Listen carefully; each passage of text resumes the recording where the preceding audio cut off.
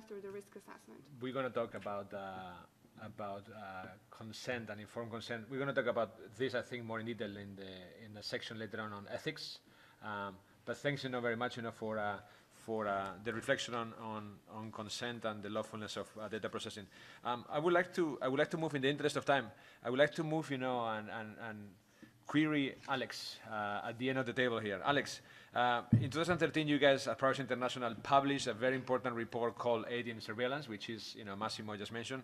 The report highlighted that, among a number of issues, something very critical and alarming back then and still current today, I think, around the use as misuse of biometrics in humanitarian action, because it can cause unexpected but severe harm to people affected by crisis.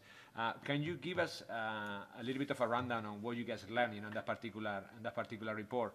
And I would love you to do connections on how relevant, 4 years down the line, some of these findings are still today. Thank you.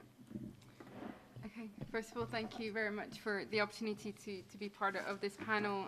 As mentioned earlier, and you can see on the slide, this is a report that Privacy International published back in 2013. And at the time when we published, there was little attention paid to what we said in terms of the interests. But then since then, there's been a real change, both from the privacy community, but also from the humanitarian development community. And I want to make the point that this is not just about humanitarian aid, but also the development sector as well. And what this report provided us the opportunity to link different aspects of our work. We're looking at communication surveillance and surveillance in general by state actors and the private sector.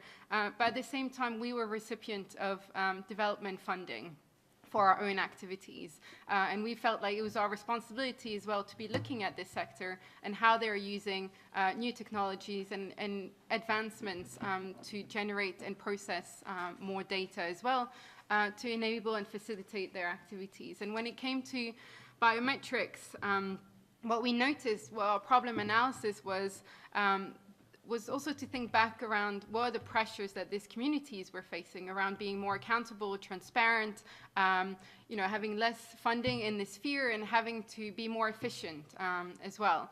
And so what we saw is that technology and biometrics was being seen as a panacea to kind of solve all of this problem, to be able to do the data trail from the moment that you get the funding to the beneficiary that would receive it, to know how many people were benefiting, ensuring that people didn't get more aid that they were meant to, and that it was going to the right places. So there's all questions around identification, authentication as well of beneficiaries, but supporting as well humanitarian and development actors who are enabling and providing this assistance as well. And as Massimo put it, even though I think the community saw it as a damning report, for us it was also an important opportunity as well to just start the dialogue on this issue that we weren't having before. And I think that's been a huge change. So when it came to biometrics, the further problem analysis that came through from some of the case studies that we're looking at was a lack of understanding as to what biometric information really provided in terms of personal information about individuals that ultimately could be used for surveillance purposes as well. There was also ethical dimensions as well, as mentioned several times on this panel already. What we're talking about are individuals that are in the most vulnerable positions, having, being asked to get their fingerprints or to get their iris scans. And when you can imagine the sort of context in which this is happening as well, there were not only just privacy implications, but also ethical ones. And then when it came to the technologies themselves, the diverse use of technologies from fingerprints to photographs to also iris scans, but then there wasn't very little questioning as to the safeguards that needed to be in place. What would happen if any of that data was accessed by individuals who shouldn't have access to it, or who had malicious intentions, or who are being, reckless and not knowing what the risks would be and not providing the necessary safeguards either at the point of collection of that data or when it was being stored. And the harm is real. So one of the things we mention in the report is the Egyptian ID system that was actually funded by the Danish aid program where the authorities, basically came out and said, yes, we use the biometric information for surveillance of different groups that are recipients of aid, for example. The other aspect, which for us was very problematic, was this control, the lack of control of some of the actors that were using biometric information. A lot of these actors are dependent on the private sector, either to provide the equipment, to collect it, to store it, to maintain it. And as soon as you have third parties involved, you lose that control. So while different development agencies, humanitarian agencies were adopting mechanisms for the protection of data and of their beneficiaries, it was really hard for them to make sure that the data life cycle, also at every point, being the storage, use, and further processing, was also being interpreted within broader safeguards as well. And so what role would that private sector be doing, particularly when it comes to biometrics, when the main providers of biometric technologies are also companies that provide surveillance equipment? And so what was the agenda of these different actors as well? And then finally, maybe a last point on the problems that we're seeing was also the dependence. So once somebody had created a biometric system, people were like, well, that's fine, we'll also use it. And so this dependence on the data that already exists, and then building on it and making it bigger than it was supposed to be, and using it for different purposes as well. We're gonna unpack a little bit more a couple of the issues that you touched now in your points, in your remarks. We're going to be talking about digital preparedness, within the humanitarian sector. I think Brian is going to help us unpack some of these issues, and also we have a whole section on the private sector, which I think is very timely and relevant in looking at some of the recent events happening in the sector. I think, a question maybe for you both, Alex and Alessandra, and feel free others to jump in. In the humanitarian sector, in humanitarian action, do we actually have, or is there an appropriate legal basis for the processing of biometric data? We just take biometric data and after figure out, or how does it work? Do you want to start? Yeah, it's already on, I think. And by the way, Alex, congratulations for not mentioning the word blockchain, during your presentation. That was really, heartwarming. Thank you. Alessandra. Well, biometric data, which is definitively part of the so-called sensitive data or special categories of data, generally speaking and ideally, should be based on a very strong explicit consent. But again, we are going back to what we were saying before, that there may be situations where consent is not that idle. So once again, we may try to work on the other legal basis we could assist, and I would repeat what I was saying before. So again, the vital interest and the public interest may be some relevant basis to be used. And the awareness that, of course, the level of caution must be very, very high for the risks that we heard before. And it was, I think, also very honest, I think, in the handbook when it was underlined the possibility that once biometric data are used, that they are susceptible to be also used, for example, by public authorities for other purposes as law enforcement. That's quite a relevant issue, I would say, that has to do with fundamental rights and freedoms. And I was speaking about a special caution. Again, here, the data protection impact assessment I refer to is particularly relevant because the risks are very, very high, and that the measures which counterbalance the risks must be very, very high as well as, of course, as security, which is crucial. Alex, and I want to warn all of us that we have 25 minutes to go. Maybe just a last point on that. I think it is good that we're exploring different legal grounds for processing. Having said that, and it's not just on the work of the humanitarian, but also development sector, one thing that we're also trying to challenge is the problem analysis that's being done by the different actors as to, do you really need to be collecting biometric information? Some of the justifications given are around, fraud, double dipping into aid funding, corruption. But because there's no baseline, and we have asked different organizations to tell us, what was this amount of fraud that you're trying to solve, address? if that is less than the cost of you deploying a massive biometric system, then you should really rethink whether that is actually solving your problem, when we know actually, to be honest, that a lot of the corruption is happening not even at the beneficiary level, but at the project and program management level. So maybe challenging that even the justification for the resorting to such technology. Okay, so I think it's 336, and I think as of right now, I think we are all clear that the data protection law, in data protection law, sensitive data is clearly defined, a defined term that comes with specific legal obligations. Correct. However, definitions by themselves, might not take us as far as we want, and may not do that much. I think, as Mila mentioned, what constitutes sensitive data can vary across context, and very importantly, can vary across how much people understand, what sensitive data is, or what consent means, actually. So, Brian, I think you've been working with Massimo and colleagues at the SARC for quite some time, looking at research on how sensitive humanitarian information can be secure in a digital environment. So my question to you is, what are, as of today, from a technical point of view, and making it accessible to everybody in the room, the main cybersecurity and privacy challenges that you think humanitarian organizations, face today? Yeah.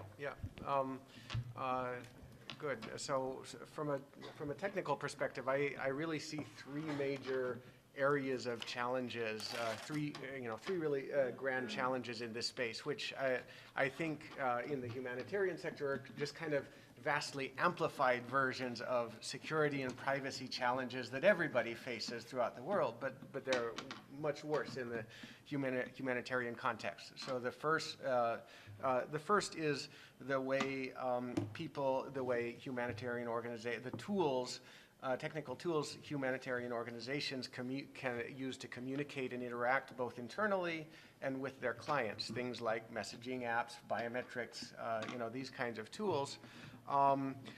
In general, the commercially available tools tend to be developed primarily with convenience, attractiveness, functionality in mind, with security added as an afterthought. And like I said, this is a problem for everybody, but especially a huge problem in the humanitarian context.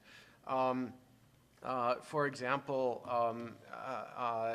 and this is especially a problem because in humanitarian contexts, often in many parts of the world, the tools that humanitarian workers have to use to communicate and interact with clients are tightly constrained by what's actually available, what the local population understands, can accept, or is commonly used, like maybe only SMS is really available. And a lot of these technologies are extremely insecure, vulnerable to surveillance in all sorts of respects. For example, messaging apps are better than others in terms of these respects, but even the best available currently are still extremely vulnerable in other ways, like they leak even if they protect the content of communication end to end. They still leak metadata like crazy, like who's talking to whom, at what times, when you're even online versus offline, even if you're not talking, things like that, and that can be extremely sensitive and vulnerable to surveillance. The technologies that can potentially provide further protection are not really mature or widely usable enough. So that's kind of the grand challenge when it comes to the tools that humanitarian use to interact with, especially client populations. So the second major grand challenge, I'd say, is the collection and management of data itself, the processes, and here is where cloud computing, for example, comes in. The push toward more centralized models of data storage and management. Cloud computing is extremely attractive for both economically and in terms of convenience and functionality, and in the short term, it's even attractive from a security perspective because it relies on less IT and security expertise out at the edges of the network, where it's extremely, difficult and expensive to find really, sophisticated people in, remote offices and stuff. And it, centralizes the expertise where it's more, more economically practical. So, but unfortunately, this short-term security advantage comes with an enormous longer-term systemic risk of creating giant caches of data with very large targets on them, extremely attractive to all sorts of potentially adversarial entities around the world, from ordinary hackers to unscrupulous governments and spy agencies. And the cloud security model, most of this cloud technology is designed in such a way that only a single compromise, human or computer, at some critical point can enable the entire cache of data to be stolen and exfiltrated in bulk as a whole. And so it's basically an enormous systemic risk that I'm not sure that people are sufficiently aware of. And now there are, since somebody already brought up the blockchain buzzword, I will feel free to to follow suit. So there is promise, there's a lot of hype around blockchain, and there is promise in the concept, and it's really just a new version of a very old concept of splitting trust, decentralizing trust. Unfortunately, practically all of the so-called blockchain solutions that are actually being pushed by major vendors, being sold as products now, are really just repackaged cloud technologies that don't really have any security benefits and are still vulnerable to single points of compromise and failure. So kind of even in that space, it's worth being incredibly cautious. So that's the second area, managing and storing data. The third area I see is actually processing data, the third grand challenge. And this is where, kind of the attractiveness of big data, machine learning, there's a lot of very attractive tools coming out. Once you have centralized data, there's a lot of very attractive things you can do with it. Of course, there's also huge risks. Now, there are standard practices such as anonymization, pseudonymization. Those definitely, and the handbook covers those definitely help to reduce risks with the collection, with how data can be misused. But no anonymization or pseudonymization techniques can really eliminate the risk, these risks entirely. Because of well-known ways that even anonymized data can be put together with other data sources to reduce the privacy and de-anonymize things. There's of course technology that's kind of just coming out, gradually coming out, that allows the processing, even processing by sophisticated machine learning techniques in more privacy-sensitive ways. For example, processing data while it remains encrypted and inaccessible to anyone. But this whole class of technology is much less mature, not really available yet, and even when it is available, it's orders of magnitude more, slower, more expensive in terms of processing costs and stuff. Let me pick it here. So it's 3:45 in Geneva. We're gonna launch right now a very unscientific poll with all of you. So from 10 to 1, 10 being very prepared, 1 not being prepared at all. How do you think, how prepared are humanitarian organizations when it comes to facing severe security threats? So I'm going to start counting from 10 to 1. 10, very prepared. 1, not prepared at all. So 10, 9, 8, 7. Huh? We'll get, so let's get to 0, and after we have a question about that. 5, 4, 3, 2, 1. 1, okay. 0, -1, -2, -1. Okay, thanks, Ben. Perfect. So I don't think I'm going to put these questions to the because I don't think there's much to debate, per se right now. But I think, as mentioned, we wanted to talk about data preparedness, and it seems pretty obvious that there is a lot that needs to happen.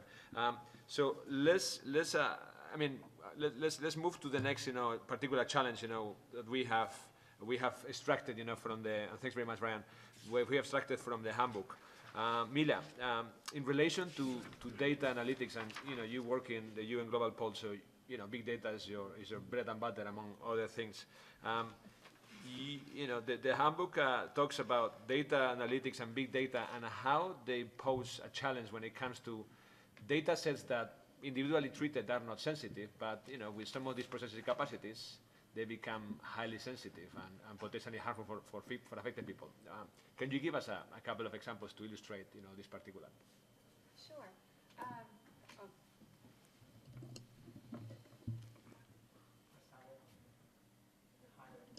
Oh, sorry. Thank you so much for the question. Yes, and before I actually present a few examples, what I want to mention is that right now we are actually in discussion at the UN on this particular topic, right? And it's not only in the context of big data, but in privacy and data in general. Because I think now talking about big data separately from personal data is kind of, I think it's a gray area. So that's why I'll speak from both perspectives. So right now at the United Nations there is a working group that works actually on updating and modernizing the privacy policies across the system. And one of the questions that came up is the inclusion and consideration of sensitive data versus non-sensitive data. And one of the questions that has been discussed, not only within the UN, but also by the UN Special Rapporteur, is group privacy. And I think that's where we can make a link to sensitive data, and especially when it comes to big data. And now let me explain you why. What is group privacy? Right now, there is really no such notion what group privacy actually means. There are some research that is ongoing. The UN Special Rapporteur mentioned that there needs to be more done on understanding group privacy, group risks, risks to group privacy, as well as group harms. And sensitive data becomes sensitive when we are, for example, aggregating, we're receiving data from private sector parties, right? And the data comes in aggregated form. We don't particularly use to target any specific individual. However, just imagine, in a humanitarian context, you're talking about groups of people who are voting, right? Or voting against a particular government. And that government can go after those people, the groups of people, and persecute them. If that particular group is identified. We're not speaking about one individual, right? Two. We're speaking about groups of people in a particular area. So this is a question of not individual privacy anymore. It's actually a question of group harms that could be caused to an identified group of people. So I think that's one particular example where when non-sensitive data, right, and our notion of sensitive personal data suddenly becomes non-personal but yet sensitive. And in our recently published United Nations Development Group note, here there is a printout, but it's also available online. We speak about group privacy and group harms, and it's especially non-sensitive data is mentioned through group harms in this particular part. Also, I would like to suggest is that the mitigation risks, I think, are crucial. The mitigation of the risk is crucial when it comes to group privacy. When we speak about privacy impact assessments, we're no longer speaking, again, about personal privacy or individual privacy. Just recently, we issued a privacy impact assessment tool, which talks about which is called a risk assessment tool. It's no longer privacy impact assessment. It's a risks, harms, and benefits assessment tool that takes into consideration not only individual privacy, but group harms in the context of human rights. And with that, I'd like to suggest that when we speak about sensitive data, there is types of personal sensitive data that we're all used to, right? But then I think it's important to distinguish between non-personal data that is also used in sensitive context. So I think this is a kind of a critical distinction. I have a quick question. I mean, you mentioned mitigation measures to try to prevent and to counter some of these potential risks. I think, Alessandra, you mentioned initially data protection impact assessments. You just mentioned an impact assessment tool as well. So who is responsible for implementing these measures? Okay, it's my own organization, whoever I work for. Mm-hmm. Is there a third independent body who actually polices as well? How we do this? Because I think a toolkit by itself might not be very helpful, right? But how we can ensure certain degree of quality on those assessments. So I'll give you, you asked for examples, so I'll give you a specific Please, example. we love examples. And the example is actually from our own work. So as I mentioned, we just recently published I would say the first phase of the risks, harms, and benefits assessment tool, and currently the second part of it, which is more comprehensive one, is being developed. So what the tool actually recommends and the whole mechanism that we're implementing is actually considering first of all, that not the privacy expert is performing the tool. The key here is the person who is actually handling the data, the project manager, right? So it could be the person within the humanitarian organization, or maybe if the project is outsourced to a third party, then the third party should perform the project. However, there is a crucial link of due diligence and understanding that it's not only that one person that must perform the privacy impact assessment. So we're encouraging the involvement of various skill sets into the process. So besides having legal and privacy people, we also have data experts and data engineers that are part of the process, the consultation process. But that's not where it ends. Another important element, and I would encourage everyone to think about it, is that when international organizations are implementing their mandates in different countries, in different contexts, we're talking about saving, for example, people's lives in humanitarian context, right? So it affects human lives. It affects vulnerable populations. So we need to understand the cultural and social context. And how do we do that? We need to have experts or representatives of those of that country or that particular group that is involved in the assessment process. So let me stop you there, and I think that I would like to bring up something that Brian mentioned earlier in his earliest point: short-term advancements vis-a-vis or versus long-term risks. And I think this brings nicely one of our favorite topics, which is ethics, when it comes to all these issues around data protection. And in humanitarian crisis, sometimes we have, or particularly the recipients of our support might feel that exactly your emergency is actually my pilot. So how do we go about, how do we bridge the gap? How do we strike a balance between the need for experimentation and innovation and, as Massimo mentioned, the do no harm principle? Who wants to take that? Alex? Actually, I want to respond to a quick thing around the risk assessment, because also based on what Brian was saying. Very quick, please, because we are really quickly, tight on time. It's great that we're doing risk assessment, privacy assessments. They need to be part of the work that we do. But given how little information we know about how these technologies operate, the services operate, we don't have the information, unfortunately, because private companies are not sharing how they are designing them, implementing them, that we can't make the best risk assessment we can, because we just don't have access to that information. So that's just a call out to the private sector around transparency and accountability. We're going to come to that point if we actually can, before 4 o'clock. In fact, Privacy International, Alex is working. We're working with Alex on research on humanitarian metadata. This is a follow-up on a report that we commissioned last year on messaging apps in the humanitarian sector with the engine room and Block Party. You can find it online. So if we have time, we'd love to talk about what we can do or cannot do when it comes to the big tech giants. How do we strike in a tweet? How do we strike a balance between experimentation, innovation, and do no harm? Massimo? Okay, since nobody wants to take it, I'll take that. When you talk about innovation and piloting and doing things, the mantra seems to be innovation is about testing and failing, and it works in some environment. It works in some commercial applications, and if a particular application to get you with a taxi from one place to another works or not, yeah, you can test it and fail it. But when you're really working with the life of people, you cannot test and fail. Certainly you cannot fail. And so what it requires is actually having a proper risk analysis done well before. You do not test on live data. And so it's really about having a very clear idea through, it's been mentioned a few times, and it sounds like the solution to everybody's problems is an impact assessment, but it actually is, because it is the tool that brings data protection to life. You start with clearly understanding who the stakeholders are, where the data goes, and actually sometimes it's surprising how you talk to people who are suggesting a solution, and the moment you start digging, they actually don't know who's involved in the processing of the information, who the sub-processors might be. So you start with that. You start to question, what is the advantage of what you're proposing?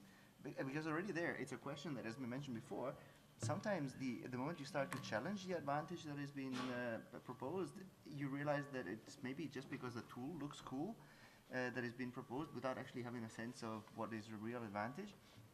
And so going through the risks is what enables us to understand before piloting how to, what the implications might be, and then to be able to take an accountable, risk-based decision. Excellent. So we literally have just a few minutes. We wanted to talk about the relationships with the corporate sector, what is the involvement and, some sort of partnership and collaborations. But I think in the interest of time, I think we're going to try to touch on something broader, a little bit greater, which is a little bit of a reality check, in the last 3 minutes of this discussion. We just fully, understanding or grasping, the impacts of some of these companies. Or maybe, you all here in the room might be more aware that the usual, that the regular citizen, the power of some of these corporations that basically run by our lives, by algorithms and artificial intelligence. So, looking at the panel, what do you guys think is the real ability that governments and humanitarian organizations have to actually influence the power of these big, tech corporations, the tech of church that we have here in the screen, when it comes to, operating in the benefit of the public? And I'm looking at you here, Alessandra, to start with, as you work for the Council of Europe. Yeah. How much leverage you guys have to bring people to the book? Well, I think that with the increasing recourse to big data, artificial intelligence, algorithms, there's also an increasing need for two elements, I would add. Transparency, which is the most obvious one. Yesterday, I actually took part in another session on big data, and what clearly emerged also from the audience was that one of the main concerns in respect of big data is the sort of intrinsic opacity which characterize the decisions which are taken by big data, by the use of big data. In this sense, the work of the Council of Europe Committee is to ensure as much as possible that transparency is guaranteed, which doesn't mean to go into the secrecy of the algorithm.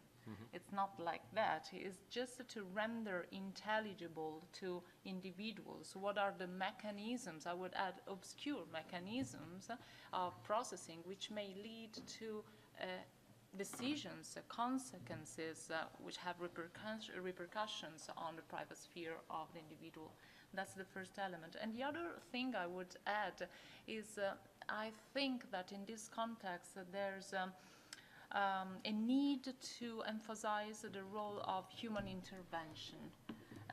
This is something which was very much considered, where in the modernized convention there was the introduction of the right not to be subject to automated decisions. So the idea is that the individual can still have a word and cannot be simply subject to decisions whose mechanism behind is totally obscure. I think that in a few words, these are two main elements we may work on. Let me, Massimo, and after I want to run through the panel. What do you see are the main legal implications that an institution like the SCRC may have to partner with some of these commercial, third parties? It's a big question. In a nutshell. It is. In a nutshell. In a nutshell. And it's a massive question. And legal implications, well, first of all, you start to lose control of the information that you collect and for which you are responsible the moment that you start to involve third parties. And so you have a number of responsibilities under law to actually ensure that all the necessary measures are put in place to avoid that loss of control and to avoid that the guarantees that you provide to individuals under your rules and under your principles are not lost for those individuals the moment that you start to use external processors. So the responsibilities are huge. The first one, and the most basic, is to have a clear understanding of what is happening with an external processing operation, because only then you can understand how to ensure that you comply with the law. Excellent. Mila, perceived versus real influence that we have with some of these companies. What's your take? Well, I'll have an overall general message to answer your question. I think what we need and I think what the United Nations in particular in position of doing is actually bringing all the governments together along with the private sector stakeholders and the humanitarian sector. And I think there is a huge gap currently in this collaboration point where we don't have proper frameworks for addressing the needs of humanitarian sector working with private sector. So I think that's one key point that we need to address.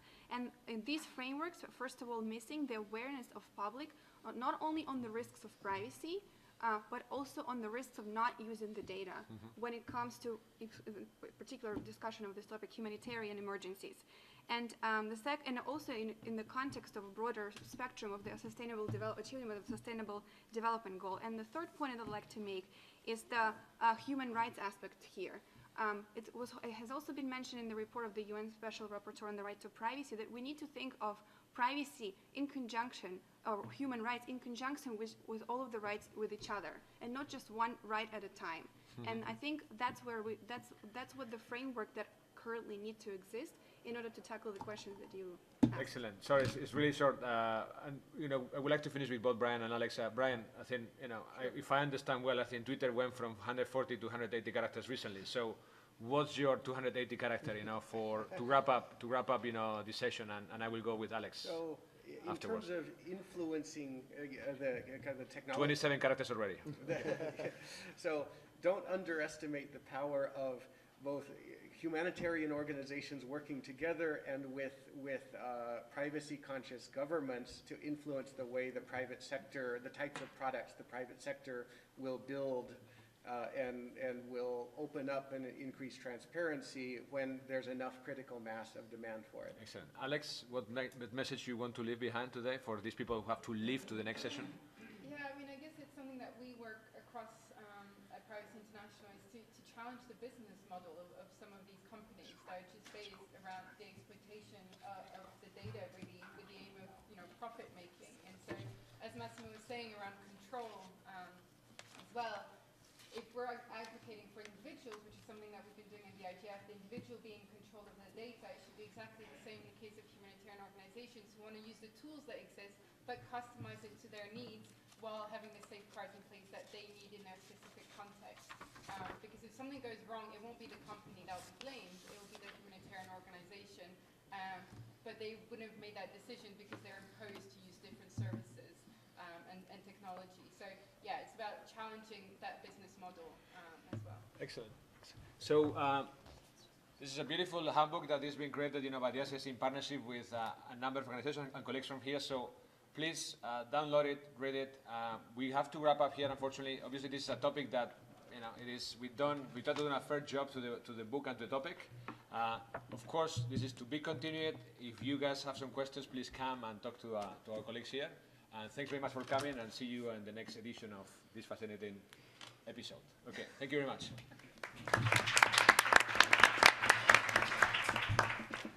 You have a question, please come, because we are aware that people have to go. So. And Jacobo has to catch a taxi to go to the airport. Actually, yes, I have to go, but I know we also have an hour only, so we should be respectful with everybody's time. Thank you very much. How's it going?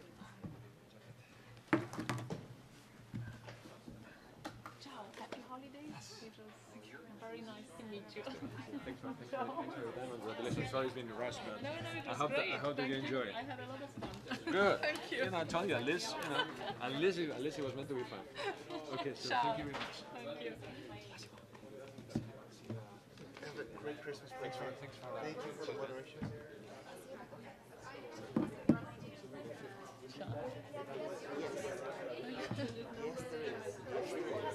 Okay, good. Okay, good. I am leaving, yes. I'm going to take the number 5 and go to the airport. And you, I don't remember. No, tomorrow. Yes. Yeah, okay. Are you going to other sessions or no? You're nausea. Ciao. Good. On data protection and restoring family dates, and set up an application group. And this application group now, I don't know what, we try to have 2 national societies per continent. And I'm not sure, I think Australia might well be one of those. So I think Thank you. The best would be Oh, thank you.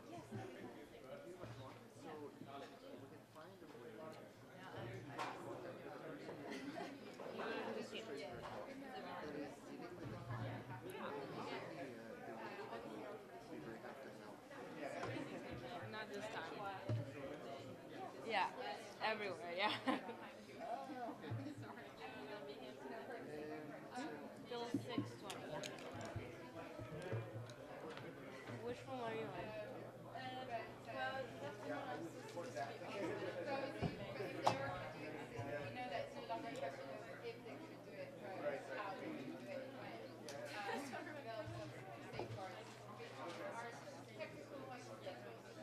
I'm sorry.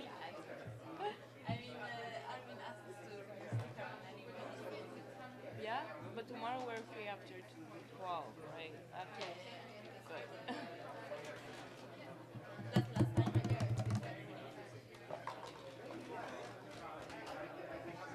Yeah, yeah.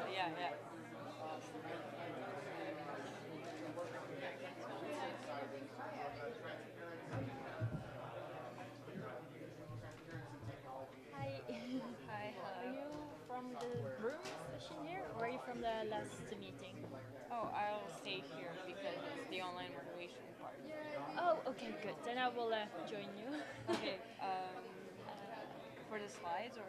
Yeah, for the Okay, slides. Yes, cool. and Can you put it in yes, of right course. now? Can you tell me how it works? Because we have a PowerPoint, and then we have to switch to a video, and then back to PowerPoint. Alright.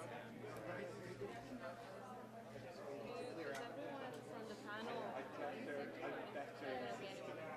Yes, yeah, they have to sit. No, like, are they all gonna be? Oh, yes, they're all here. Yes, yes, no one's joining us. Yeah, join us for our session. The GFC, yes. In case you come back. Thank you.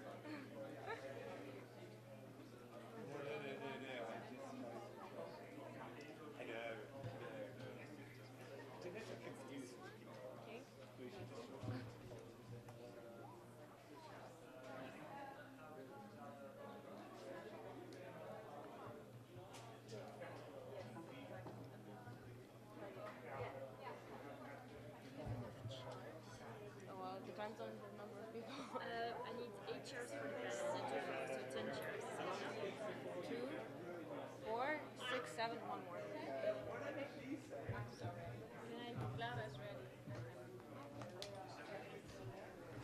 The only problem is the mics because 1, 2, 3, 4, 5, 6, 7. This is the 8th one. So you have the 8th one for you? Well, not for me, it's that one. Okay, wait, but we can do this. Yes. Like that, definitely. Okay, so yeah, actually, yeah. Mario, ik heb nu extra stoelen tussen, dus je moet even zorgen dat alle... Het is een beetje vervelend zitten, maar het komt omdat we net met één te veel zijn. Maar dat iedereen een microfoon heeft. Dus die deze, zo...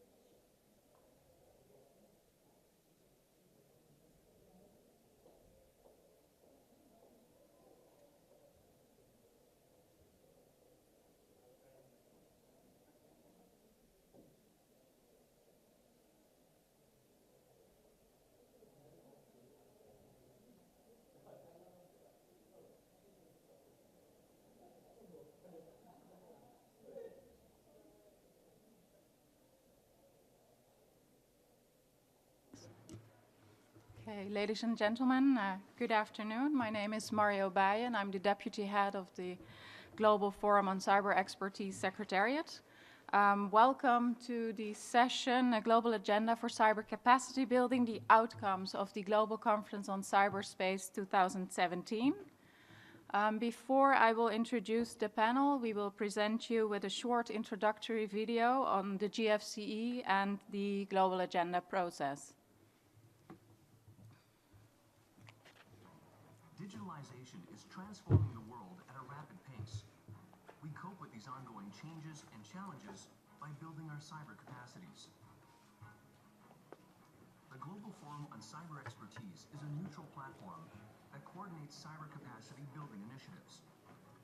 The platform consists of members from countries, international organizations, and private companies. The GFCE works pragmatic and action-oriented. GFCE members aim to identify successful policies, practices, and ideas. In doing so, they work together with partners from NGOs, the tech community, and academic institutions. This way, best practices and expertise in cyber capacity building are exchanged and multiplied to strengthen cyber capacity on a global level. Moving forward, the GFCE community continues to find smarter ways to work together, build new partnerships, establish best practices, and provide assistance at the national and global level. To achieve this, the GFCE community is developing a global agenda for cyber capacity building. The agenda presents a shared set of principles and prioritized cyber capacity building topics. Thus, the agenda serves as a guide for the GFCE and beyond to strengthen international cooperation and to create a common global focus. Through identifying existing gaps in knowledge, technology, and expertise, the global agenda matches stakeholders' needs to available resources. GFCE, putting principles into practice.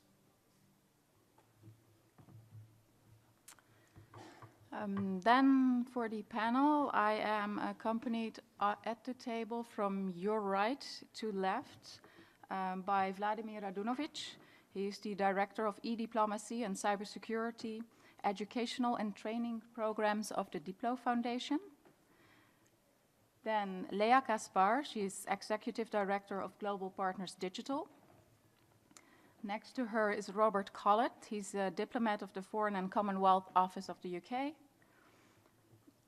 Then Carmen Gonzalez, GFC co-chair and head of international cyber policies at the Ministry of Foreign Affairs of the Netherlands. Then I have on my right Paul Nicholas. He's Senior Director, Global Security Strategy and Diplomacy of Microsoft. Next to him is David Van Duren, head of the GFCE Secretariat. And then last but not least, Arnold van Rijn. He is Senior Policy Advisor of Global Internet Governance at the Ministry of Economic Affairs and Climate Policy of the Netherlands. The panel members will now elaborate on different aspects of the global agenda and next steps in their respective field. And depending on time, we will take questions from the audience and online after the deliberations of the panel members. So David, may I ask you to take the floor? Yes, thank you. Ladies and gentlemen, welcome. As head of the GFC Secretariat, I would like to welcome you. And I think the next hour we will discuss the latest developments within the Global Forum on Cyber Expertise, and in particular the GFC Global Agenda for Cyber Capacity Building and the GFC Global Good Practices that were discussed at the GCS in 2017, like 1 month ago. I would like to take this moment to look back on the development of the GFCE. We are here, like the GFC was launched about 2.5 years ago, and also to look a little bit forward with you. Looking back on the development of the GFC so far, I think the foundation of the GFC was already laid down in 2013. At the Global Conference on Cyberspace in Seoul in 2013, cyber capacity building was for the first time put as a key priority on the political agenda. So this was the first time that we on a high level raised awareness for this important topic of cyber capacity building. And then at the Global Conference on Cyberspace 2015 in The Hague, the GCCS community built further on this by developing a structure, and the structure was the GFCE. The GFCE was I think the main deliverable of the GCCS in 2015. To characterize the GFCE for people here who are not a member, I think it's an informal, neutral, and bottom-up and action-oriented platform, and its members and partners aim to exchange best practices, knowledge, and expertise on cyber capacity building. The main focus in 2015 and 2016 was to establish a trusted network within the GFC where members know each other personally, can find each other, and can reach out for collaboration. And that takes time to establish a network. Further, we've grown from 42 members when we started in 2015, countries, international organizations, and private companies, in a steady pace, about 10 members a year, towards 65 members today. And also, we increased the amount of initiatives within the GFCE. I think now we have 17 initiatives. And in the end, it's our aim to cover the most relevant cyber topics for cyber capacity building. And I think that, in my opinion at least, the participation and international cooperation among GFCE members within initiatives is the core of how the GFCE works. Third, we installed an advisory board to include academia, civil society, and the tech community to the core activities of the GFC. And I remember like 2 years ago at the IGF, when we had a workshop on the GFCE explaining what it was, we were just launched, that this was one of the questions, like how is civil society, the tech community, how are they involved in the GFCE? So this is one of the elements we took up. And in 2017, the focus of the GFCE was on the development of a global agenda for cyber capacity building and these global good practices. And this global agenda is an instrument. And I think for the GFCE it's not a goal in itself. By this agenda, we will strengthen international cooperation because we have a common focus. Also, I hope we are able to make more efficient use of available resources by reducing overlapping global activities, because there's a lot going on around. The 5th Global Conference on Cyberspace in India just last month provided an excellent momentum to give again a political impulse to the importance of cyber capacity building, and also to reaffirm the position of the GFCE as a global platform for cyber capacity building.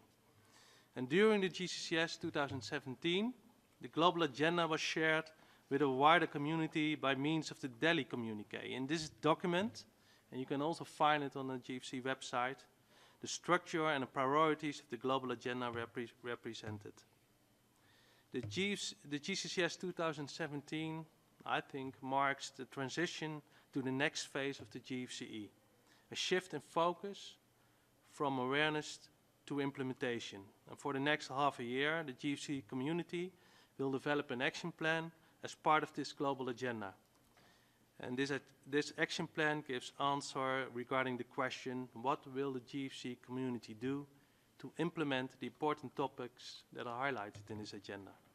And for 2019, I hope we can take stock on the progress of the implementation of the global agenda, showing results, making a real difference, because that's what I think the GFC is about.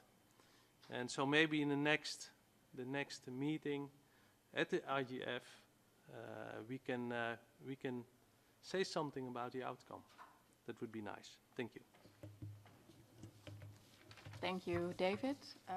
Carmen, may I ask you, in your capacity as GFC co-chair to further elaborate on the process of the global agenda.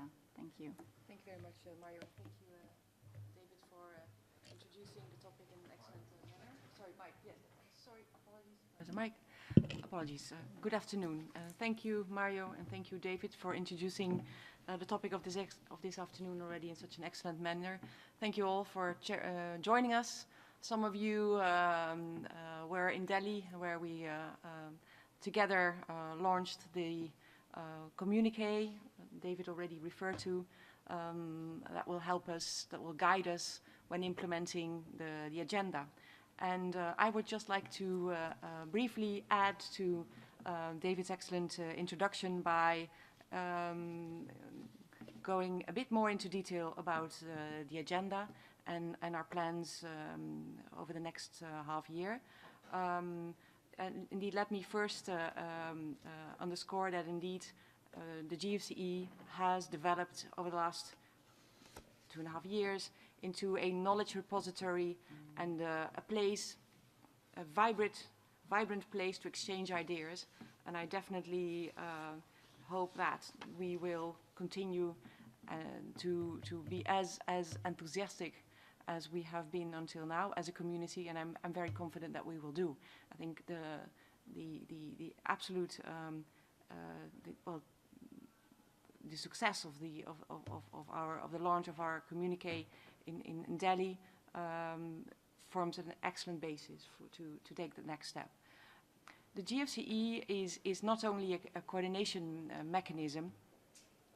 I think it has the potential to become a clearinghouse where members are actively sharing ideas and good practices and together conceiving new strategies for capacity building worldwide. And then also subsequently undertake steps, take initiatives to implement those projects and host projects in their respective countries. It's a very collaborative effort at GFCE. It really depends on the efforts of every member of its community, and that's definitely, I think, the strength and the added value of the GFCE. After the launch of the GFCE in 2015, we sensed that in order to enhance capacity building worldwide and to ensure that all countries and all stakeholders can reap the benefits of the internet, it is important that we define a global agenda on capacity building that will guide our work. This year, to be honest, in 2016, we, with that goal in mind, we presented a roadmap for the GFCE on the development of such a global capacity agenda. During the GFCE annual meeting in May this year, we gathered input from the GFCE community and incorporated this input in the agenda. So that means just input, active input from all the stakeholders, from private sector participants, from academia, tech community, international organizations. That's the result of the input found its way into the agenda, which we have de facto endorsed over the last month.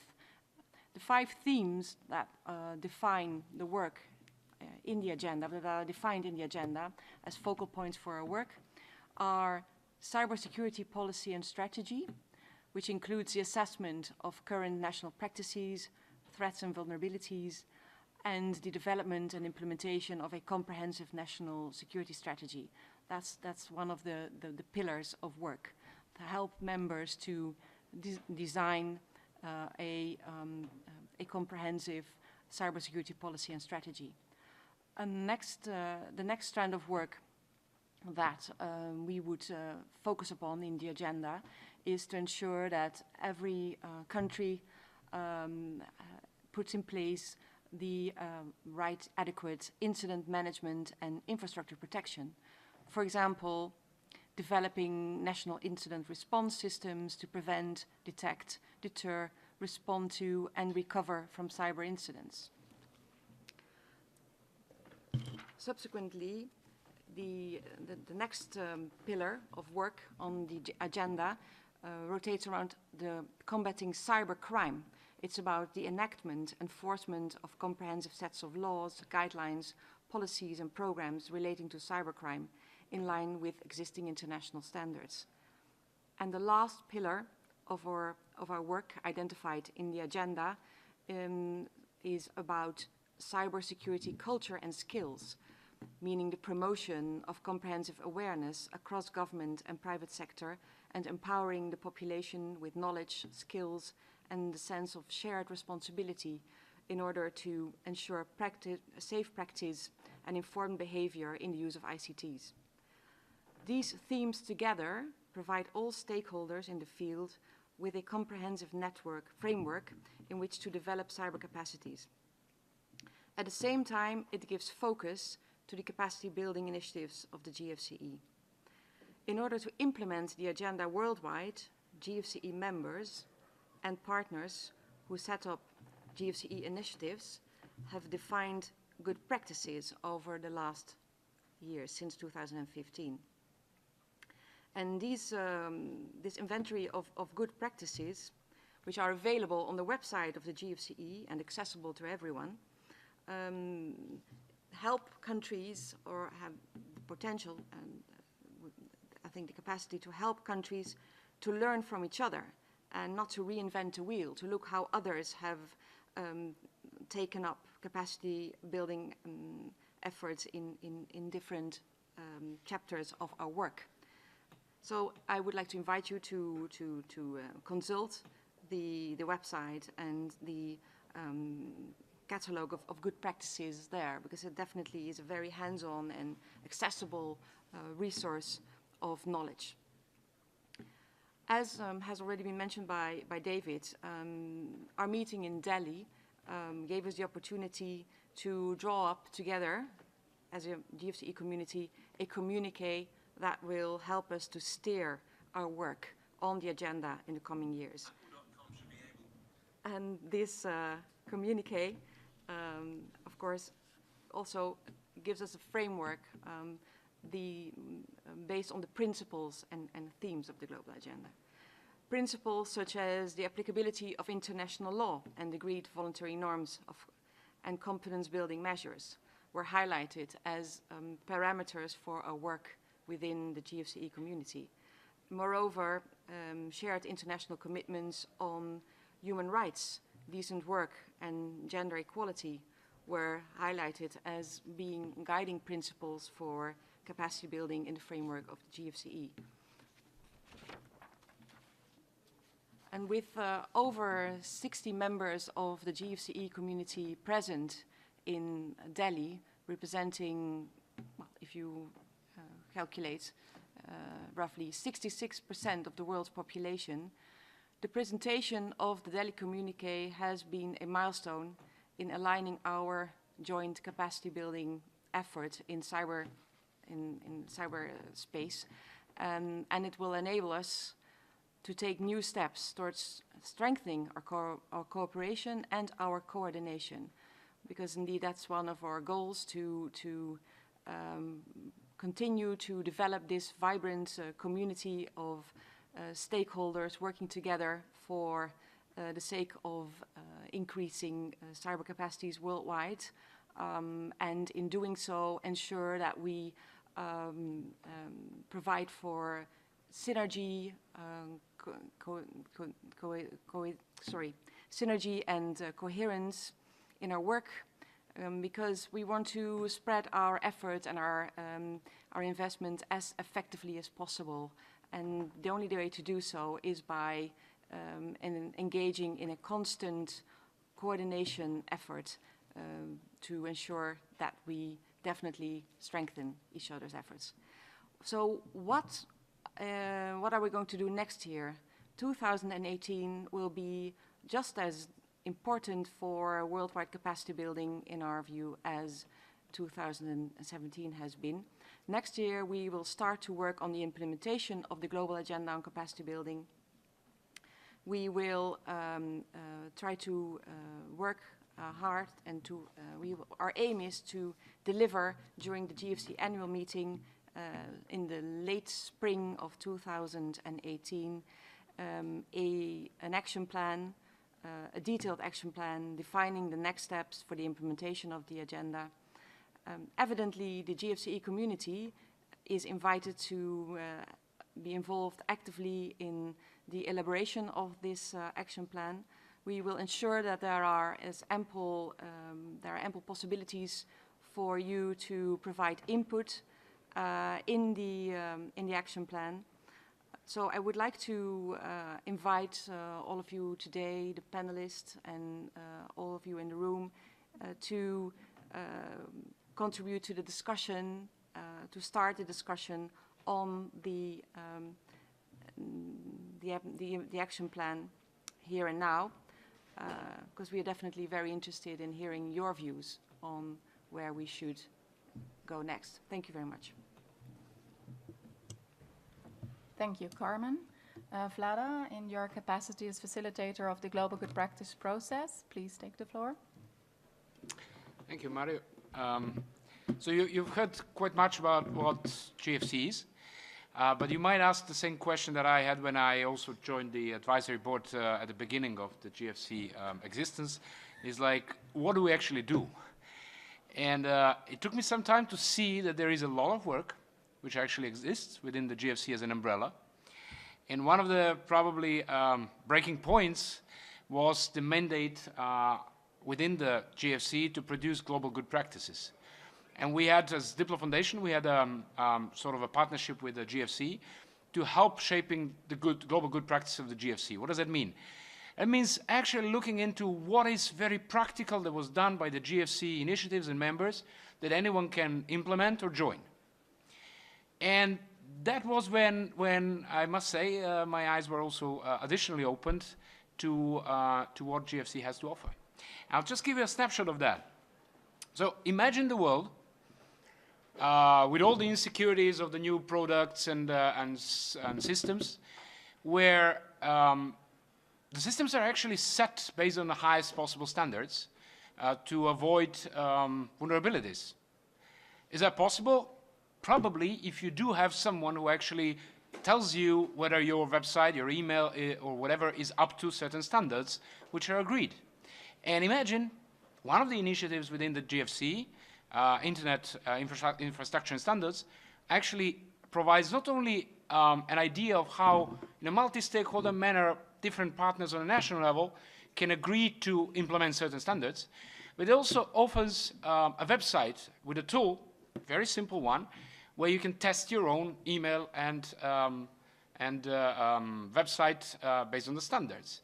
And I must say, and we've seen that the GFC website, imagine that, fulfills all the standards. And Diplo is like 90%, so we're working on that. And I encourage you to take a look at the same tool and test yourself. But I'll tell you where you can find all of that. So that's one thing. Then, as we said, the system is full of vulnerabilities. And there are many companies and technical community which is working on finding these vulnerabilities, mainly trying to put them in their own silos. There is some exchange within the certs, but there is no system which actually connects the dots and takes a look comprehensively at the health status of the network, saying these are the gaps, this is what these guys are doing to mitigate the gaps, this is what you can do as well, this is the progress, and let alone actually shaping all this technical information in a form that policymakers can understand, to be able to create a situational awareness or better policies and so on. And again, GFC has an initiative which is called Cyber Green, which has a bunch of geeks over there, but they're very capable of not only analyzing data, compiling the metrics, working with different CERTs, technical community, partners around the world to have the health data of the network, but also presenting the findings to the policymakers in quite a comprehensive language. So that is something that you can also benefit or simply sort of a copy the idea or join them in the efforts. Then, imagine the world in which we could possibly have law enforcement agencies fully skilled with combating cybercrime. That is possible. There are a lot of efforts, but there are a lot of problems when it comes to commitments of governments, when it comes to resources, and so on. So, within GFC context, there is an initiative which is called GLACI Plus. It's actually driven by the Council of Europe as, primarily. And they have a couple of good practices, and two of them are very specific. One is that in order to make a country committed to do capacity building for law enforcement in cybercrime, you actually have to ask the government to approach you and say, we need help. And that means that if they're doing that, they need to form a competent and powerful national team to deal with that. And then once you start building capacities in a certain country, you can actually use that country as a regional hub and just assist them to assist other countries, bearing in mind all the political sensitivities in the region and so on, with support of Council of Europe, GFC, many other partners. And that's an interesting approach, but it's also an interesting, very practical practice that the GFC can offer. So take a look at that one. And then, if on a national level you want to start working on policy strategies, operational mechanisms, one thing you need to do is to see what existing capacities you actually have in the country. And that's probably the smart way to start. And that's where GFC can also assist. So there is an initiative which deals with maturity models, where, particularly with the Oxford Center, which offers a model for assessing the maturity of the capacities in the country, you can get the full assessment and know where to start from. And it's also quite a practical example. And a couple of more practical examples that you can imagine. Some of those is, imagine that you have certs which know how to communicate, know how to work, know how to even act as intermediaries in conveying the knowledge about vulnerabilities. Because that's a major problem. You have hackers which do a bit of trying here and there, finding vulnerabilities. There are many of those which are actually ethical hackers. But when they have to submit the vulnerability to a company, then the company may easily put a charge against them because they've been messing up with their system. So you have to have an intermediary who can actually sort of anonymize one person and help the other and understand this relation. And also you have to have a policy framework on a national level. Netherlands is probably one good example of that, which boiled up through the GFC. How do you do that? How do you create an environment in which certs can do that and in which the ethical hackers could feel comfortable to actually do that, to have the whole environment more secure? And then, of course, full set of things about confidence building measures and many others. So this is just a snapshot of some of the very practical global good practices that we manage in cooperation with the initiatives. At least some of those, because some are still new and don't have practical practices that we can say are global and good yet, that we compiled in a report. The report is, of course, big. It's about, I think, 60 pages. But the point is that you don't have to go through all of them, even though I encourage you to do that. But you can simply pick those that target your stakeholder group or your area of interest. Capacity building, cybercrime, incident response, assessment, and so on. And to help that, we tried to make a visualization where you can easily, like in a game, pick a stakeholder illustration and then pick a topic which you wish and land directly to the GGP, the global good practices of your interest. So I invite you to visit the GFC website. It's quite clearly shown. I don't think you'll get lost. And go to the global good practices and try to find what's of your interest and see how you can benefit from GFC. I'm sure you can, whatever stakeholder you are, and how you might possibly join the efforts that GFC already does within existing initiatives or maybe the future one. And I think I'll shut up now. Thank you. Thank you, Vlada, for this promotion.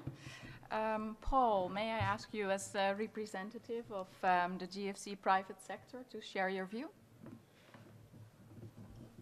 Great. Well, first of all, I would just like to say thank you very much to the Dutch government.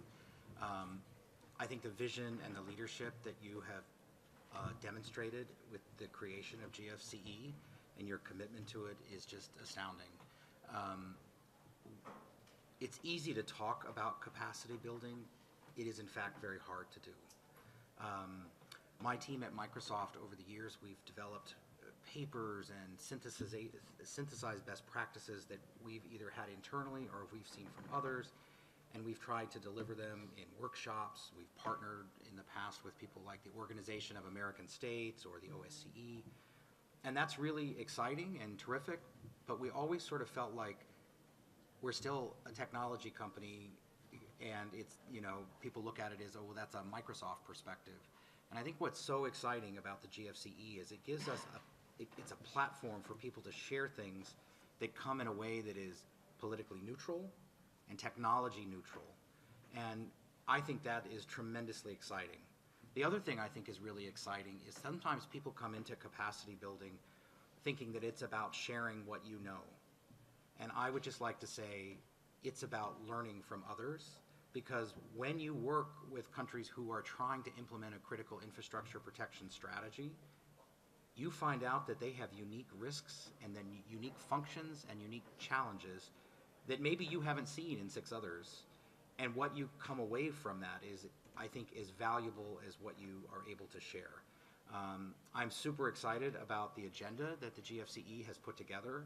I think helping countries with standards and security baseline, or critical infrastructure, or cybercrime, or national strategy, so that they actually have a framework that puts these assets and investments together, is so, so very important.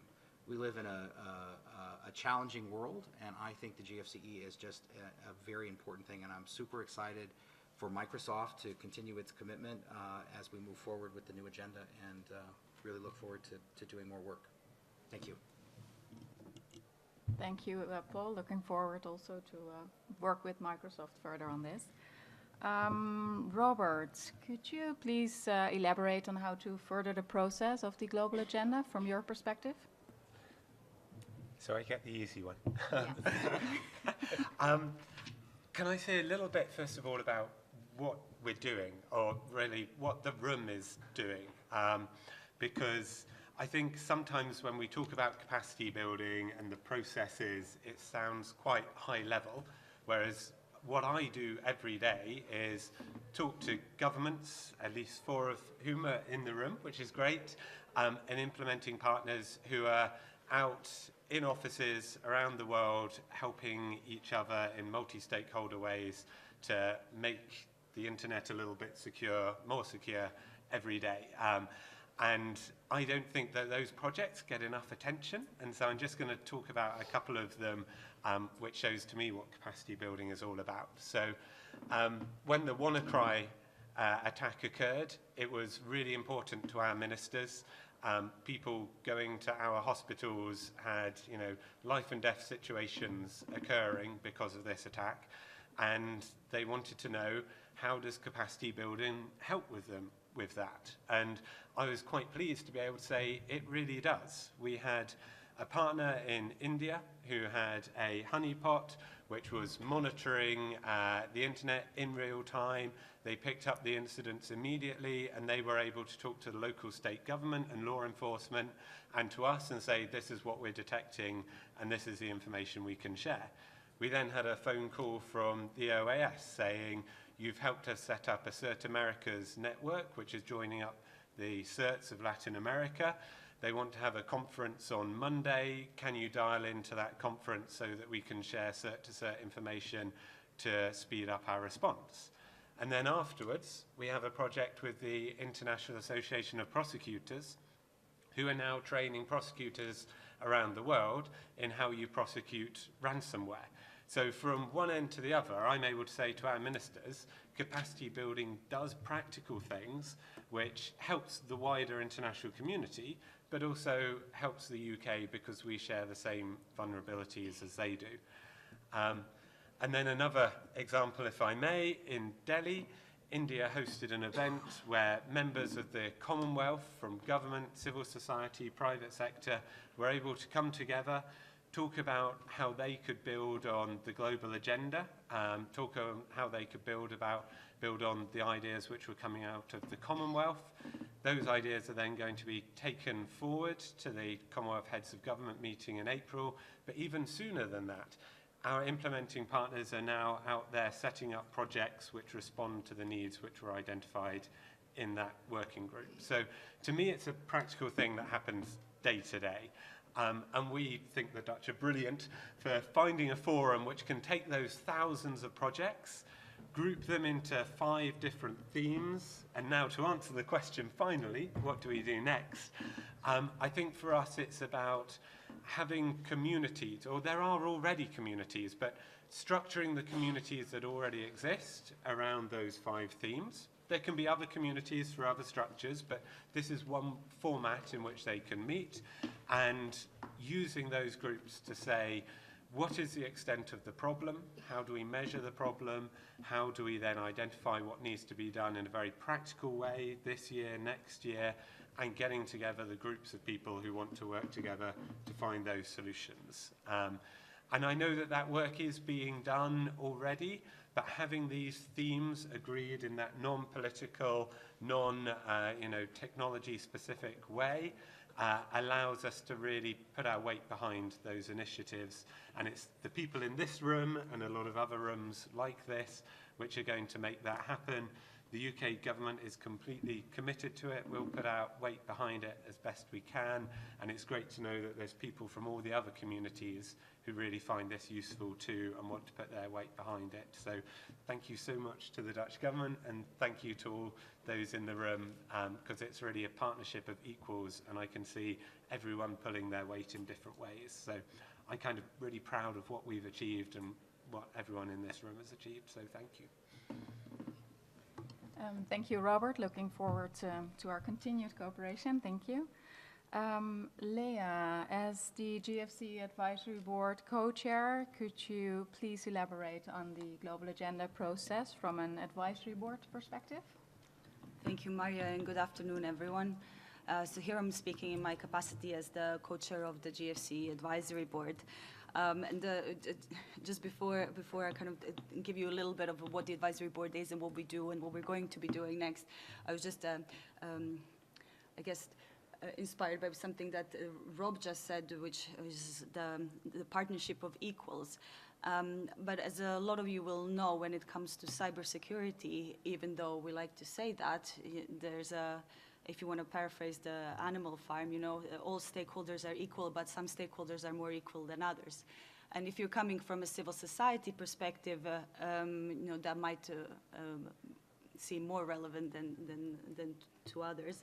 And I'm saying that specifically because when the GFC was first launched in 2015, there was criticism from the community of it not involving, or you weren't able to join as a member of the GFC if you were a civil society organization.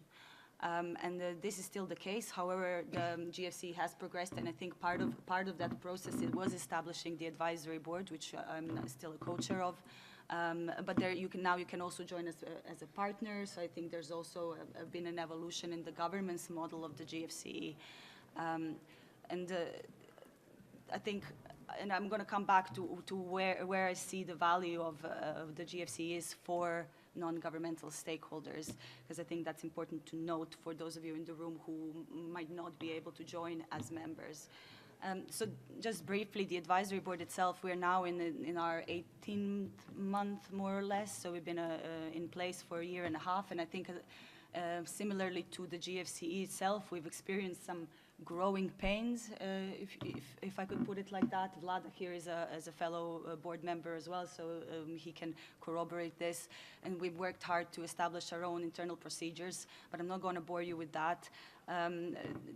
Just to give you an idea that some of the deficiencies perhaps of the model are due or a reflection of the fact that we're all learning together how some of these things work. Over the past year and a half, I think we've, as the GFCE itself, we've done quite a lot, and the advisory board has provided substantive input on a number of outputs of the Global Forum on Cyber Expertise, including initially its roadmap and strategy, and then finally and most recently, we've provided input into the Delhi Communique, the global agenda, and the global good practices that Vlada just described. In terms of what we're going to be doing next, we have another 6 months to go in kind of our first 2 years term. We will be supporting the members in the development of the action plan to implement the global agenda, which we're very much looking forward to. I think as part of that, and this is where I'd like to kind of mention where the value really lies from, especially from a civil society perspective, of engaging in the GFCE. one of the, if you read the Delhi communique, I don't know if many of you have, but what it states is some of the underpinning principles that should guide capacity building, cyber capacity building. And from one of those principles, among others, is the inclusive partnerships and the importance of involving different stakeholders in the process of cyber capacity building. And I think that's a real asset and something that, you know, as non-governmental stakeholders, we value to have these commitments, because then we can say, well, hey, governments, you know, you said you were going to do this in an inclusive and multi-stakeholder way. So when, you know, there's something to, in way of accountability, this is important. Just one example of how how the GFC has contributed to that in practice. I think over the last couple of years, over the last year and a half, what the GFC has created is really a hub that facilitates exchange of ideas between different stakeholders. And for instance, my organization, Global Partners Digital, has had the opportunity through the GFCE to work and engage with the OAS. And this has led to a partnership through which we have then supported the OAS initiatives in developing national cybersecurity strategies and bringing non-governmental stakeholders to that process at the national level. Now, I'm not saying that the GFC is the only reason why that happened, and I think a lot of this has to do with the OAS itself and the good work that they're doing, but had it not been for that hub and that exchange, I don't think it would have happened to that extent. And we've now have in our, you know, the back pocket of a case study of doing that in Mexico and in developing a national cybersecurity strategy in Chile, and are looking to do that next in Argentina. And I think that's a great example of some of the potential and value that I think the GFC can produce going forward, and as the advisory board that we're excited to be a part of. And last but not least, and I'm sorry for going over time, just to note that the new call for members of the advisory board is going to be launched shortly, I think through the GFC Secretariat, and I invite anyone who's interested to apply. Thanks. Thank you, Leah.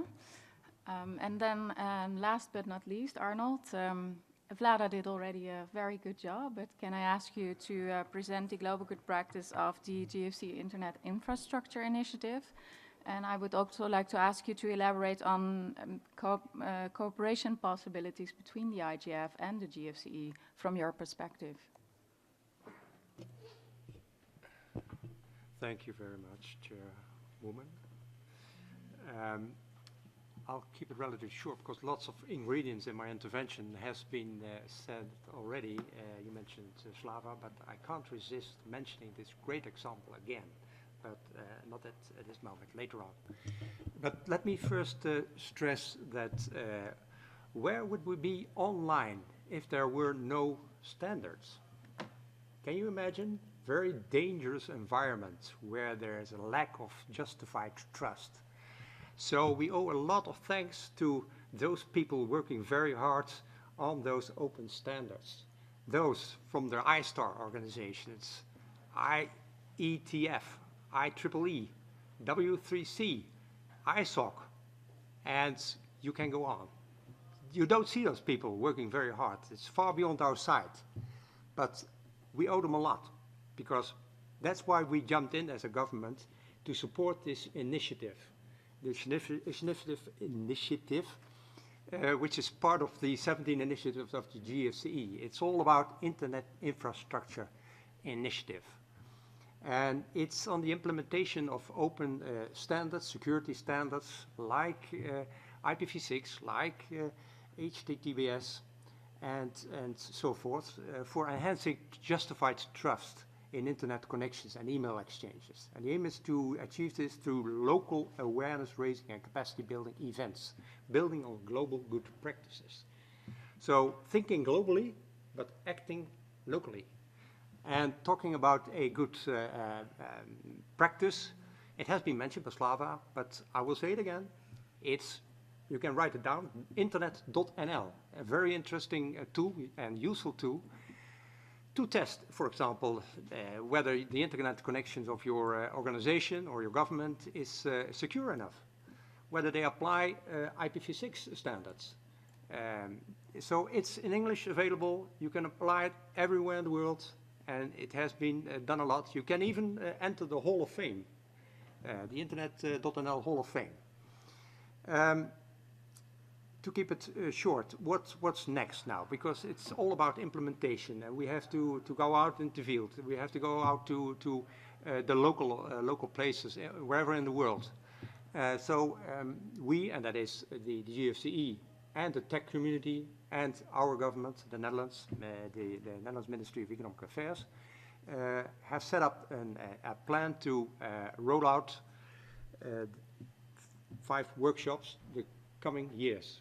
It will start in 2018 in different regions, and then we will work together with the tech community and local authorities to exchange views of best practices, even to set up a plan, and to stress the importance of implementing open standards.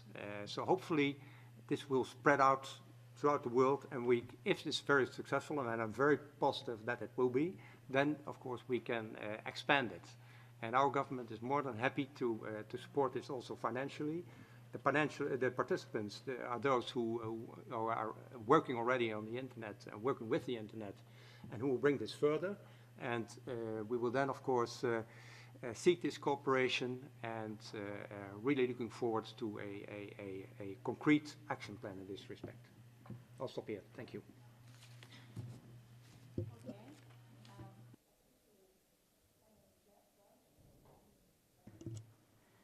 Wout, you wanted to intervene. Yeah, thank you, Chair. My name is Wouter Natwis, and on behalf of 7 internet organizations in the Netherlands, I've organized a session called Strengthening Cooperation in the context of the IGF last Sunday. And I think it's important to reiterate one of the things that came out there that perhaps not been totally mentioned by your esteemed panel, is that how can cross-pollination between existing organizations really take place? Because here within the IGF there are several recommendations coming out, that intersessional work like Best Practice Forum that come up with best practices. You are developing best practices also and disseminate them within your own communities. But what would be the extra benefit if you bring the 2 communities once a year together, for example, at the GFCE, and a half year later, when the IGF happens in 2018, you bring your best practices to the IGF.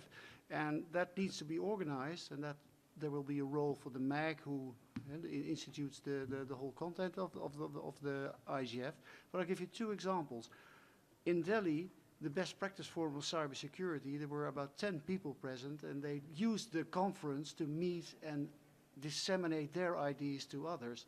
And here, just now, I ran in here from the Best Practice Forum of Cybersecurity, and the whole concept of protecting the inner core of the internet was put on the table there, coming fresh from Delhi, and as one of the potential things to discuss within the Best Practice Forum of Cybersecurity. So how can you actually assist each other in reaching out, in making each other better, and perhaps that is one of the topics the MAG should discuss this year, and it will definitely be in my report that I'm writing very soon, and that I hope the world will know some more about. So thank you for the 2 minutes. Thank you, Wout. David, would you like to react on that? Yes, I think the GFC is a network of networks, and what we do is one example, what we started in 2015 is with the Oxford Cyber Capacity Building Center, is this portal to see what's around there, around the world, and on cyber capacity building initiatives, to know what's around there, and also to analyze what are needs around the world, but maybe also what are gaps, and to get an overview. So and also to see what are initiatives that could be of use for the GFCE and to approach. I think the GFCE is an open forum, content rules, so we're looking for best practices, and then we try to set up some sort of cooperation It can be like a membership, can be a partnership, and if needed, we will seek for another way to connect relevant parties. One example, and that's an initiative right now. There is a community already for 10 years on CRIP. It's a Meridian conference. It's like the IGF conference once a year. And they had a steering committee, and there were a lot of countries in the steering committee, and a few of them, or a lot of them actually, were also a member of the GFCE. And then they said, okay, we will not reinvent the wheel. Your community has the knowledge on cyber, on critical infrastructure protection. So they started an initiative, and it helped the GFC community to bring in this knowledge about CRIP and experts, and help them, because they had once a year, they had a conference, and in between nothing happened, and they want to have real implementation. And in this initiative, they have also during the year, they have all kinds of activities. So it's a win-win situation. So this sort of things that I'm looking for, and within the IGF we have a best practice forum. We are looking for best practices within the GFC. So I hope we can find a way to really connect this in a smart way. Thank you. Arnold? Thank you. Just to follow up on that, on a personal title, I'm a member of the multi-stakeholder advisory group of the IGF, and we are, as a MAG, working very hard to get more international organizations, relevant international organizations, to come to the IGF.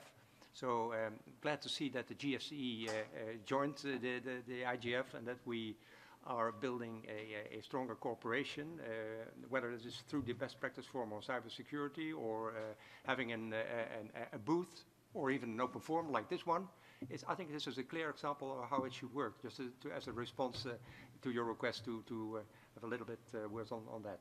So hopefully this will be followed up by many more. The GCSE, GCSC, as another example of an organization or institute who is here available for questions and to build a better relationship.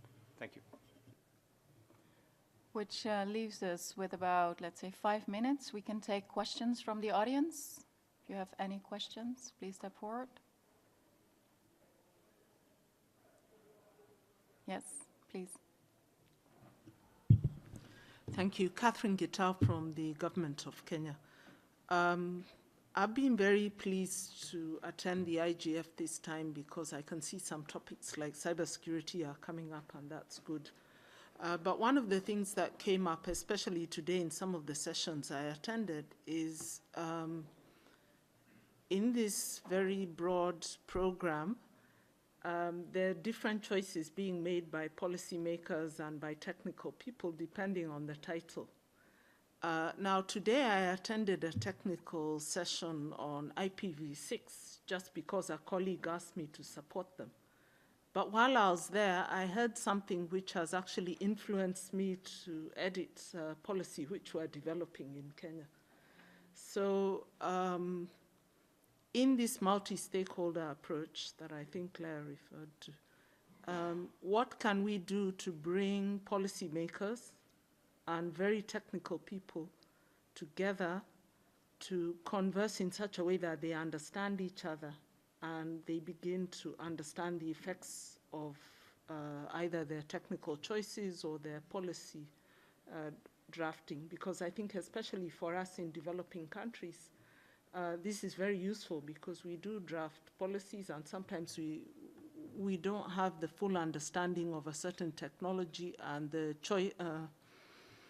this influences the way we make policy. Maybe we create gaps in the policy. Thank you, Kate. From the panel, who would like to get into that? Leah? I think this is such a, thank you so much for raising that issue. If anything, I'd like to say that in cybersecurity, there's a lot of talk, well, here at the IGF, there's a lot of talk about multi-stakeholderism, but when it comes to implementation, we're still quite thin in this field of cybersecurity, especially at the national level. And I think one of the ways that I think the GFCE can play a role in this is to build on the repository of good practices that we can build, that we can look at the national level. There are some, I mean, at least that I know of. I'm sure there are more as well that we could gather and build upon. That would be certainly relevant for developing countries. The couple examples that I'm familiar with are mostly in Latin America, but I know that Kenya has a constitutional provision for very strong consultative processes locally as well. I think that really offers a good opportunity, and already and there is what do you call it, the Kiktanet model as well. So there is a basis to build on that locally, and I think there are good practices in other countries that can be then merged and brought in countries like Kenya, and bring people together around the same table on issues related to cybersecurity that can be beneficial for all stakeholders. Yeah, so that's. Thank you, Leah. Paul? Yeah, it was a terrific question. I think we do have to do a lot more to get technology people and policy people in the same room. And I think one of the exciting opportunities with GFCE is that operational exchange, because when a policymaker gets to see what had happened, how their policy impacts an operation, I think the what's on paper actually solidifies an understanding. And I think the more that we can try to bridge that gap, the better we're going to be at operational risk management. But it's a great thing, and I think something we should push forward for. I noticed the roles are reversed in India. It was you on the panel, and I was listening to you, and now we've swapped around, which is great. I think that this is, the answer to your question is this meeting, and it is the GFCE, that members of the GFCE should be able to say, this is the issue that I want help with, or I want to be in a community of people discussing. Can you please organize something which serves my needs, either to contribute or to learn from? So without committing to anything, I think the answer would be something like a workshop in Kenya, bringing together people from government, industry, civil society, academia, to discuss the questions which are most on your mind. And the GFCE community can play a role in helping bring the right people to that event, helping with logistics or funding for travel.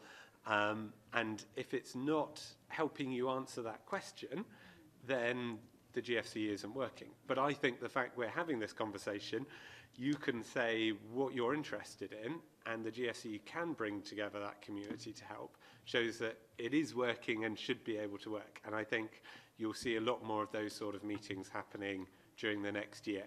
And I think having the 5 themes helps us structure those requests. You can say which themes they fall under, and that helps get the right communities to come together. Thank you. We have 1 minute left. Vlada, you wanted to make a comment? Last comment? Yes, thank you, Catherine. Great point. And now I'm thinking about the models within the GFC, and basically from the head of the advisory board, our role is in a way to bring more technical community, civil society, and so on. So there are two options. One is there's an annual meeting of the GFC every year, right, which is in situ, and there's a bunch of events over there, and there we can probably put even more efforts to bring other stakeholders into discussions. When it comes to continuous process or intersession, as we like to call it, usually the advisory board brings inputs from civil society, technical community about what the GFC works on, but not about the challenges of nations or on local level.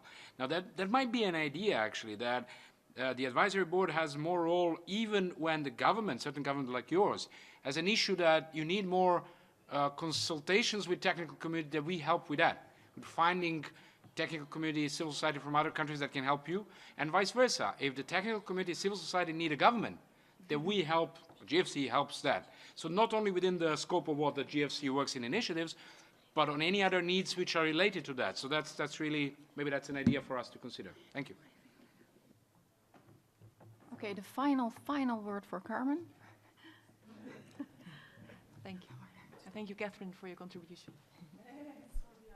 I know. You're this. I know. She told me already before that she has to go. But no, thank you. No, I just wanted to briefly just add one element in the discussion about how can we ensure that we complement each other and that all these different capacity building initiatives are combined or are that complementarity and synergy, etc., is ensured. Because you raised that important question, I wanted to add that apart from the fact that the GFCE is a network of networks, and I think that helps to position the GFCE as a pivot, to give it a pivotal place and role in ensuring this coordination. I would like to point at the fact that among the members of the GFCE, there are not only countries and private actors, but also international organizations and worldwide, with worldwide membership, but also regional organizations like the Organization of American States, the African Union, and the EU. So that helps also to ensure that there is more coordination and cooperation within these different regions of the world, and the GFCE plays a very useful role there with the OAS, etc., and the EU. So that also helps to bring some order and coherence in this field, and hopefully that adds to the big goal of helping all. Thank you.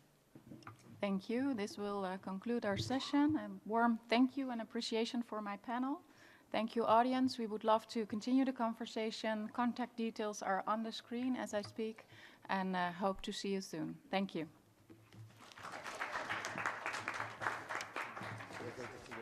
Congrats on the great work.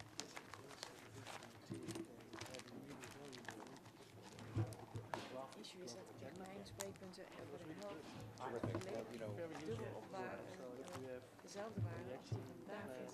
Daar heeft hij de helft weg.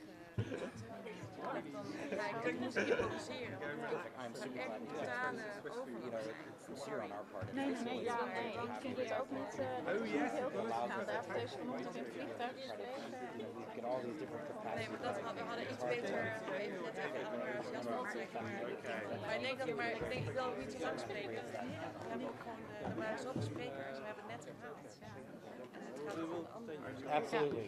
And hopefully I'll see you at some point in the Netherlands as opposed to just random people around the world. Then please read by. Oh, thank you. If you're in the Netherlands, please. Oh, absolutely.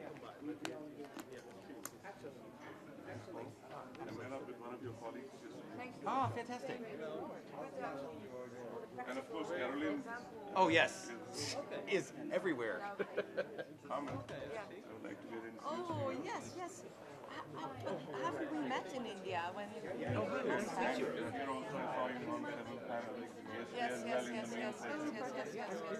Now we have to. At the last minute, was not able to go to Delhi. You may have met Jan Noitza, who was there. The annual meeting with you and to also to hear. Did you work with Paul Nash? More in Yeah, detail okay, about yes. your ideas Paul is of spectacular. I saw Paul in Singapore a couple of weeks before. Please give him my regards. Yeah, he's spectacular. Thank you. Oh, you are? Okay. Yeah. I give my. Terrific. Well, it's great to meet you. Yeah, I will New give Zealand my is card. doing so many amazing things. Yeah, no, we had the communique and the agenda were really, I think we made a big step. Super. Well, lovely to meet you, and maybe we'll see each other in Vienna at some point. Yeah, yes.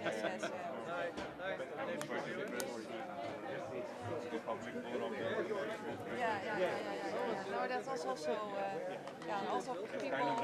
Yeah. By the way, in that discussion, of course, we have also valuable input from people like Samir, from your from ORF, and from Latta Reddy, who's not in government anymore, but yes. Very good. And defenders. Sorry. Human rights defenders. Yeah, my colleague is here. She's working a lot on the human rights defenders. So you you are working in the Horn of Africa, drop me a line. I will get you in touch. Sorry, drop me a line and send me an email, and I will get you in touch with Lisa, who is working on human rights issues. Lisa, if you send me an email, I will send it to, because you are from Scotland, and I will send it to my colleague. We will come back to you, yeah?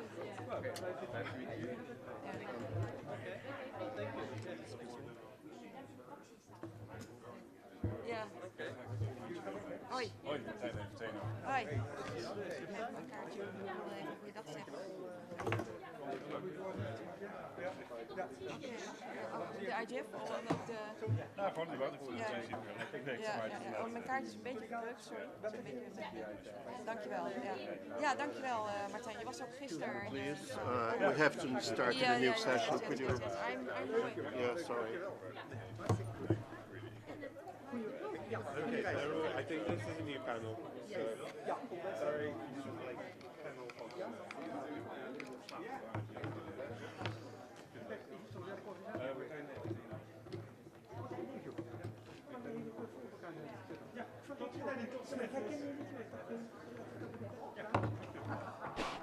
So,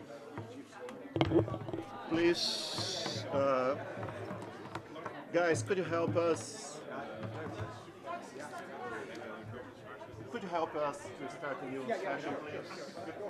Yeah, sorry, but we want to be late, so thank you for helping us. Thank you. Do meu lado.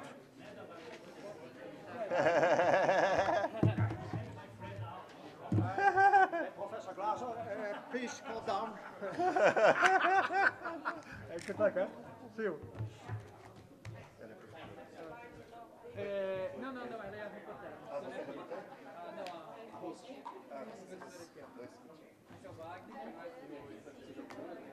Acho que faz tudo.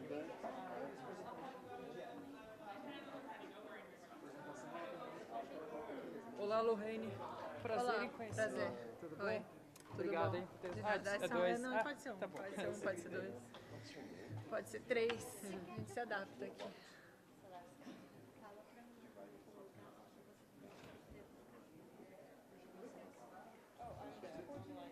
Você pode sentar, de repente, aqui. But the moderator is against you.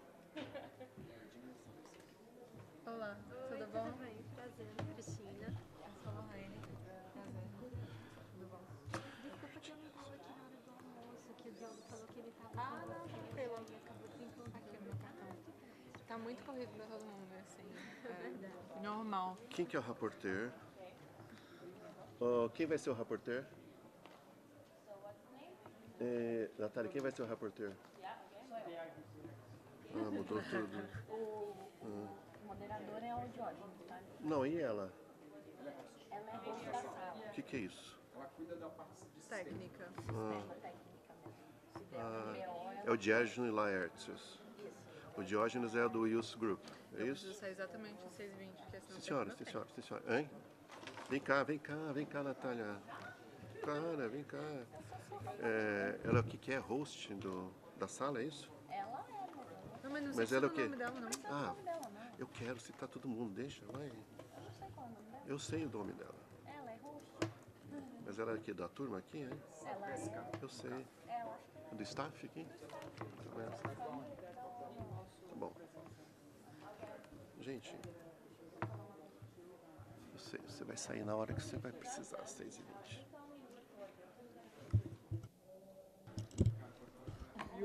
Obrigada.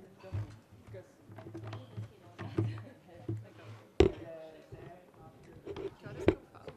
Agora. Eu começo falando? Tô brincando. Faz isso não. Eu vou falar de application, acho que fala mais fácil.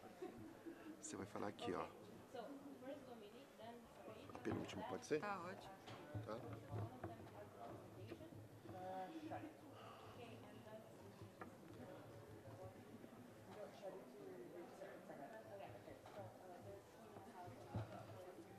Eu gerenciei muito mal meu tempo no meu painel. Você falou agora? Eu moderei um painel agora. Eu queria dar um tempo para perguntas Ah, no não meio. era a outra pessoa que ia fazer no cinema carinho, não sei o quê? Tem também outra rolando. A gente tem 4 coisas concomitantes acontecendo agora. Ai, sai de férias, velho. Vai. Sai de Eu férias. tô na bad vibe. Sai de férias, pelo amor de Deus. Vamos começar. Oh. Tô na bad vibe. Não, tem que colocar todo mundo online. Ah, é? É.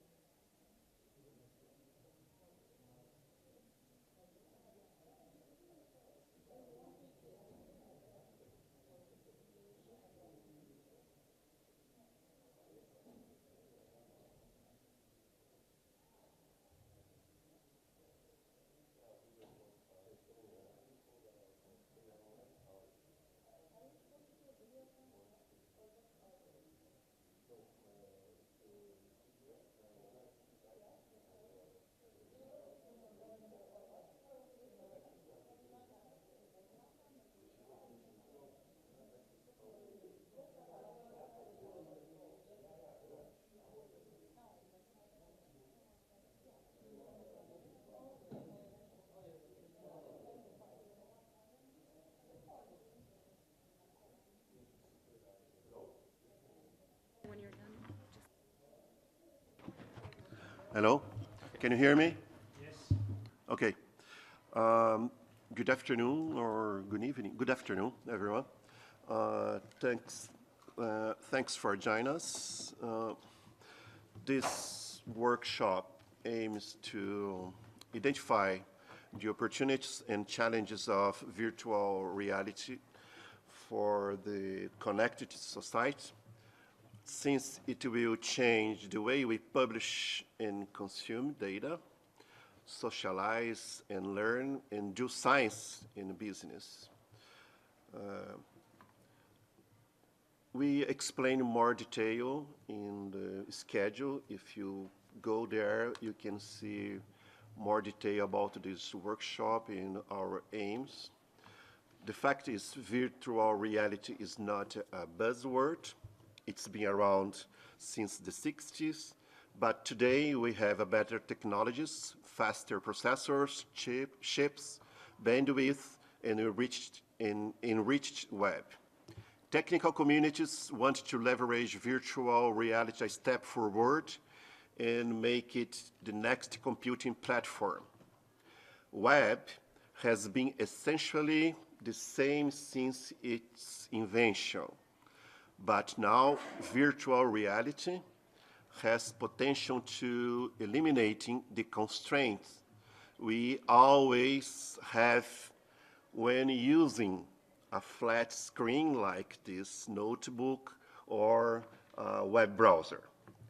That is what this workshop is about, virtual reality in the web. Well, before introducing the speakers, I want to express my gratitude to all the team that make all their best to make this workshop happen. First of all, Mr. Diogo Cortez, who was the coordinator of this workshop, and the co-coordinator, Mrs. Caroline Burle. Also my organization, NIC-BR, and I want to thanks to Mr. Hartmut Glaser to make it available, and also the co-organizer, Mr. Daniel Gatt from Pontifical Catholic University, who helped to make it available. I want to thanks to the rapporteur here, Mr. Georgios Laertius, very Greek, this name, or Roman, whatever, and our Natalia. Okay, she's here. Thank you very much, and also our host Virginia Silvesca. Thank you very much. In introducing the speakers, Diogo Cortez, he is a researcher at WOB Technology Study Center at NIC-BR. He researches in emerging technologies, especially virtual reality and blockchain.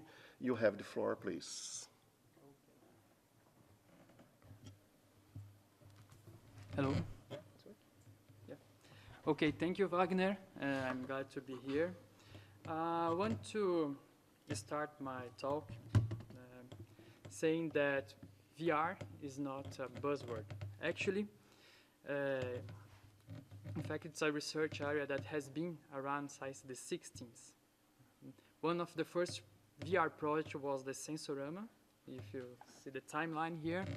A project designed by Morton Haling to display stereoscopic 3D images in a wide-angle view, providing body tilting, stereo sounds, winds, and aroma during the film. So it was like the first machine to create a immersive media. So it was in 60. Then in 65, Iver Sunderland, that I think that he is known as the father of computer graphic, created the ultimate display, a prototype of glasses that projected displays objects to the user eyes. It was the first head-mounted display that we have seen now in a commercial version. Since then, virtual reality has become the subject of research not only in the fields of computer science and engineering, but also in psychology, communication, and media studies. An example of this movement that I bring here is like the book Hamlet on the Holodeck, published in 1997 by Janet Murray, a researcher at that time at Harvard, who inaugurated a movement of studies of how storytelling would be in an immersive media.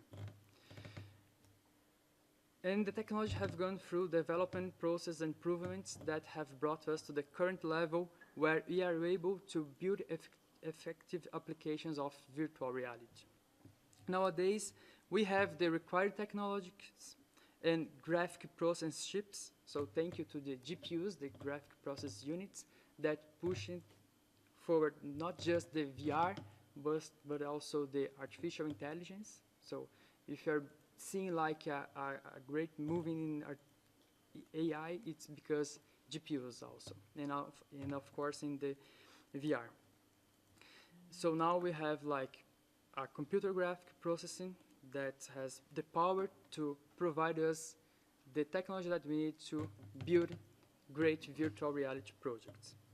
And a milestone in the contemporary period of story of virtual reality was the launch of the Oculus Rift. That's the last one in the timeline. The project that started in the Kickstarter, and which showed to the large industry that at that time there was already the technology needed to create effective virtual reality projects.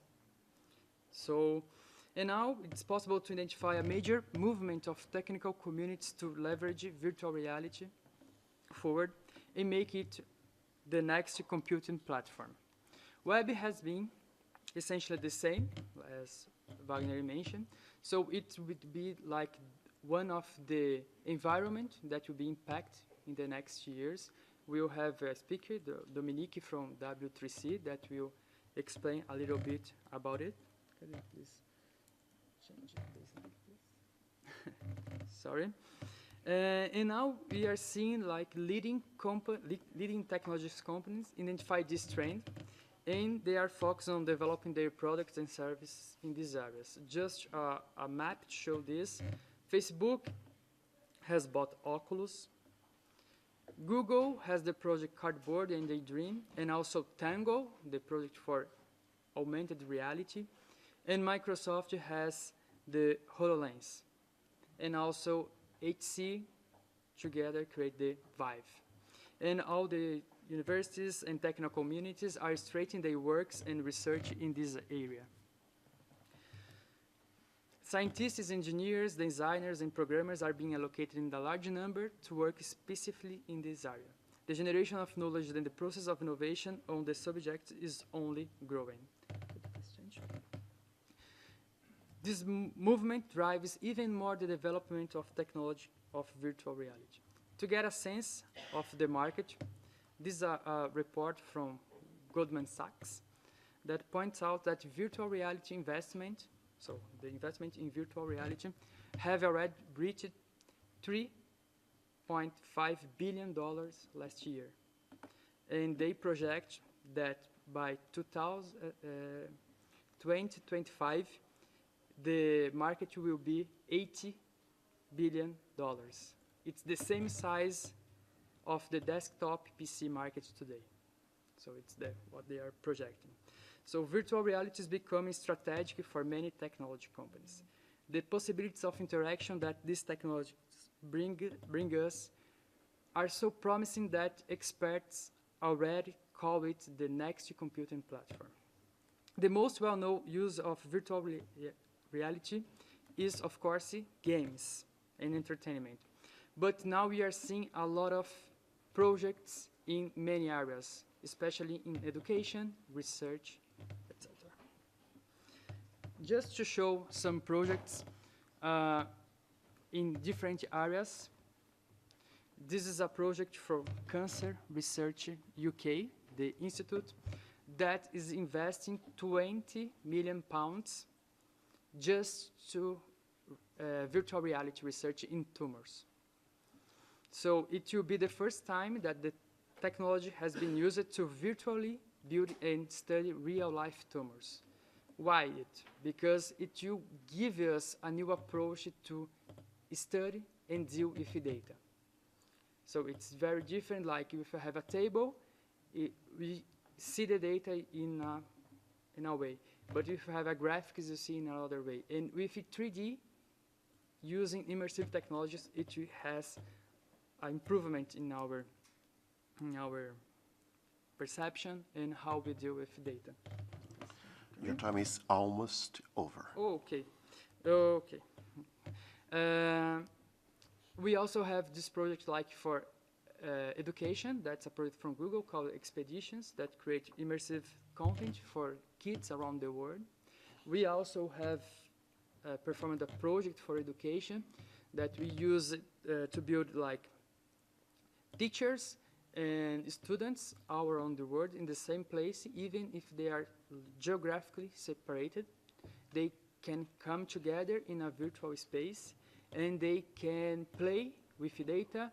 They can share knowledge in a new manner. Of course, we have like Moodle, we have like Blackboard that are like tools for online research. But during our research, we found that students using this platform, they feel they do not want to participate because they feel like lack of community, because they are not together. They are only typing in forums, they only changing information in chats.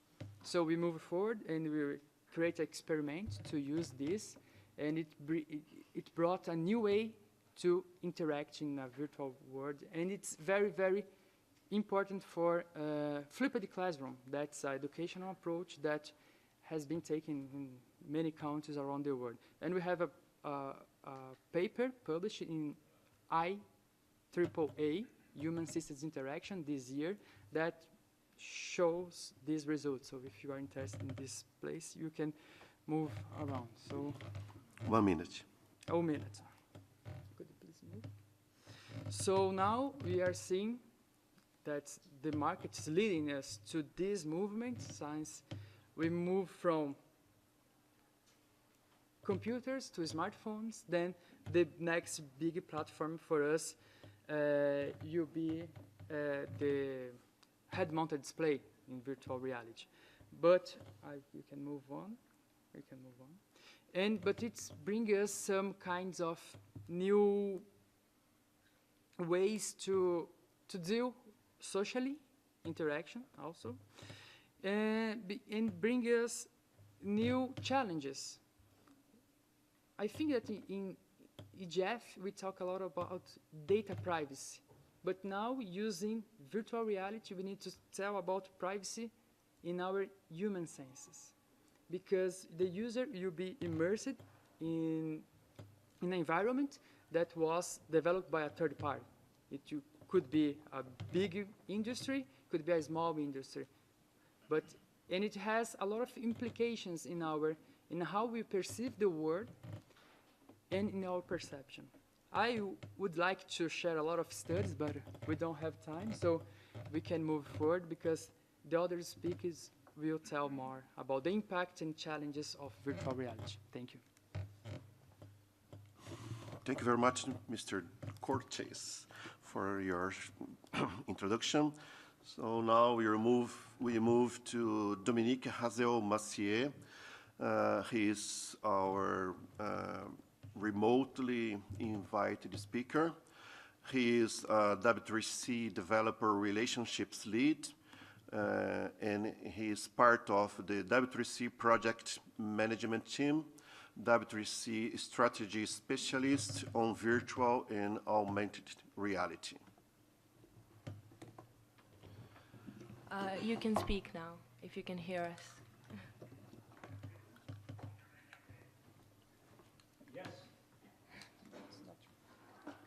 Yes? Okay, Dominique, go ahead.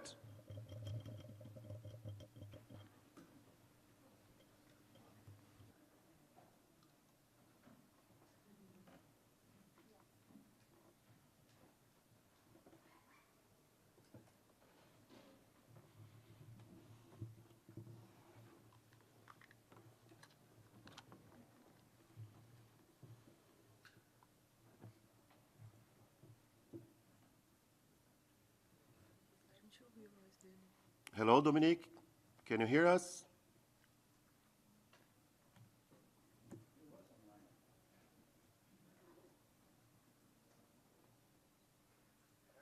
Yes. Yes, we can hear you.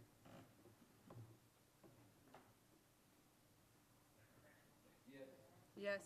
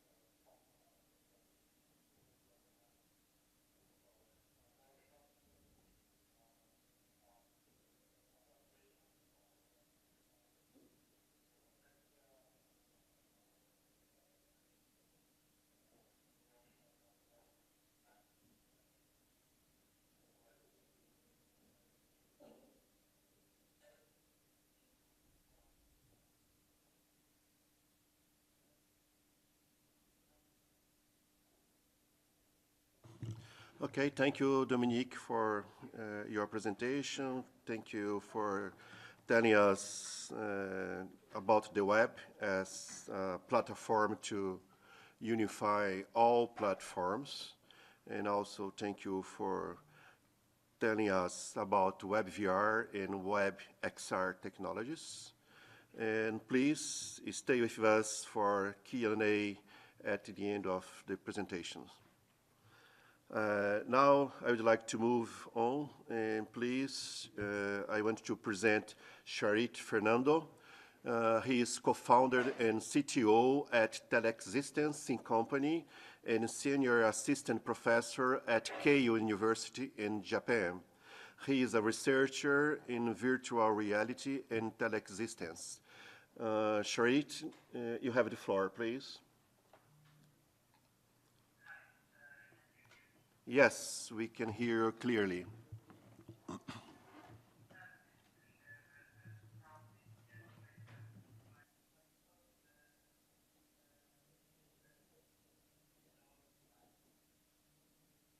Yes, everything's fine. We can see your presentation here.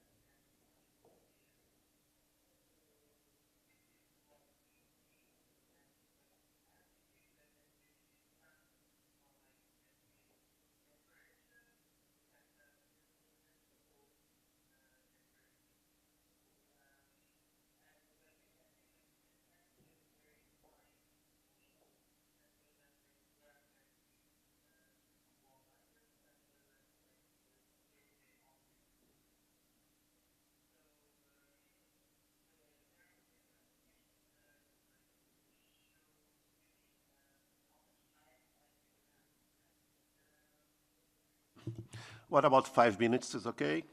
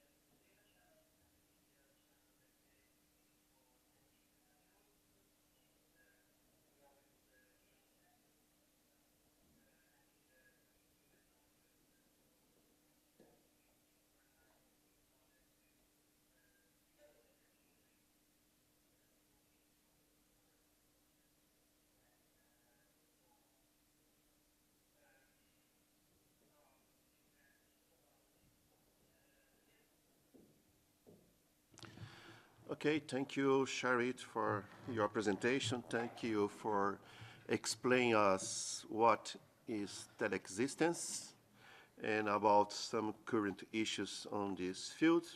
I know that you must be very, very sleepy now because you are in the middle of your sleeping time, but if you may stay a little bit more with us, please stay with us for a question and answers session in a few minutes. Thank you very much for the moment. Okay, thank you. So the next speaker is Lorraine Porciuncula. She is an economist and policy analyst on communications, infrastructure, and services at the Digital Economy and Policy Division in the OECD. Lorraine, the floor is yours. Thank you very much, Wagner. Well, the previous presentations were very were fascinating, very inspiring. They showed us several applications, and I'll try to make my intervention short. And I have 5 main points. Today I'll focus on infrastructure and infrastructure issues. So while VR is growing at rapid rate in terms of hardware and software and investment, the world is still struggling to catch up in terms of infrastructure. So first I want to make the point about streaming. Streaming is the mandate for content online. Today everyday consumers count with streaming music, movies, series, games, sports events, or events like this one today here at the IGF. With VR, it will be no different. Streaming is the new normal, and that's why it matters for internet governance issues. The expectation that content will be streamed has important implications for the network. This is my second point, bandwidth. For VR to work, each VR stream needs to be duplicated, one for each eye. So those streams require a lot of bandwidth. Estimates from VR providers show that a 720p VR video stream now takes at least a 50 megabits per second connection. So just to give you an idea, the majority of OECD countries are much below this threshold. In our estimates, only Korea, Sweden, and Japan have average broadband speed for gamers. They're above 50 megabits per second. In the US, the average speed for everyday users is around 14 megabits per second. For gamers, those are higher because they care a lot about their bandwidth. And the average speeds are 34 megabits per second, so not reaching 50 megabits at all. In Brazil, because our host here is Brazilian, gamers have an average speed of 9 megabits per second. So how will we enable VR streaming with these current speeds? You'd think that countries are developing all sorts of ambitious connectivity targets, but the reality is that they're very much behind. For the future, even if we continue to improve techniques to compress videos, such as performing spatial redundancy that's being done in VR, intelligent slicing, and tiling techniques and encoding techniques such as pyramid geometry, and it's something that Facebook's working on, demands will continue to be even higher. For 4K VR video streaming, it's expected that we'll need 500 megabits connections.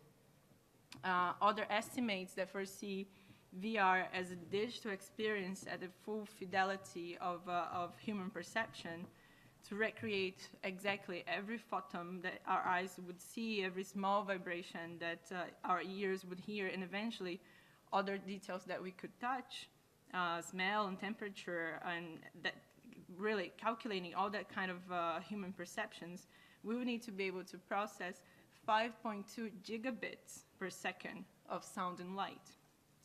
That is so-called the tactile internet, or as the other speaker said, the teleexistence. So just to give you an idea, the most ambitious connectivity target among OECD countries is of 1 gigabit per second in Korea and Sweden. Sweden aims to have 98% of households and businesses connected with 1 gigabit per second by 2025. And that is the highest within all OECD countries. The majority is aiming at universal connections of 30 megabits per second, some at 50 megabits per second, and others at 100. The FCC in the US predicted that 25 megabits per second would be the future requirements for broadband networks. So when we compare the prediction of 5.2 gigabits per second with those predictions and those targets, we see that we're a long way behind. And this is countries looking at the long term. So, but this long term is not nearly enough for really advanced VR applications. And my third point is on latency. Latency refers to the time delay, normally measured in milliseconds, between initial input and output. So minimizing latencies is of interest for capital markets, for example, because they, in areas such as algorithm trading, online gaming, among others. VR requires also ultra-low latency. As several studies have shown, the latency in simulators need to be equal or smaller than the latency between our eyesight and other sensors in our brain. Otherwise, it causes motion sickness. So for VR and augmented reality applications, the delay between action to reaction is the threshold of 15 milliseconds to 7 milliseconds. That is very low latency. 5G is promising to bring latency down to 10 milliseconds. However, we need to have backhaul with fiber in order to do that. And we are certainly not there yet, not even in OECD countries, let alone developing countries. And then I come to my fourth point and final, coverage. We are still very much behind in terms of high-speed internet coverage. And in the panel just before this one, we were tackling the issue of rural broadband. We certainly do not have high-speed internet in rural areas. So the divide exists between urban and rural, rich and poor, young and old, male and female users. The infrastructure is a crucial bottleneck for VR development, and one that cannot be overlooked. So I just wanted to make these points of infrastructure, streaming, bandwidth requirement, latency, and coverage. Thank you very much for Lorraine for being so objective and for your 4 concerns: streaming, bandwidth, latency, and coverage, and especially latency that caused me already some sickness. Yeah. Let's move for the next and the last speaker, Ana Cristina de Azevedo. She's a professor at Mackenzie University in São Paulo. She's a researcher in digital law and digital rights. You have the floor, please. First, I would like to thank you very much for the invitation. I'm very happy to contribute to this session. And I know I don't have much time, so I will also be very objective. And actually, I will start illustrating what is my privacy concern.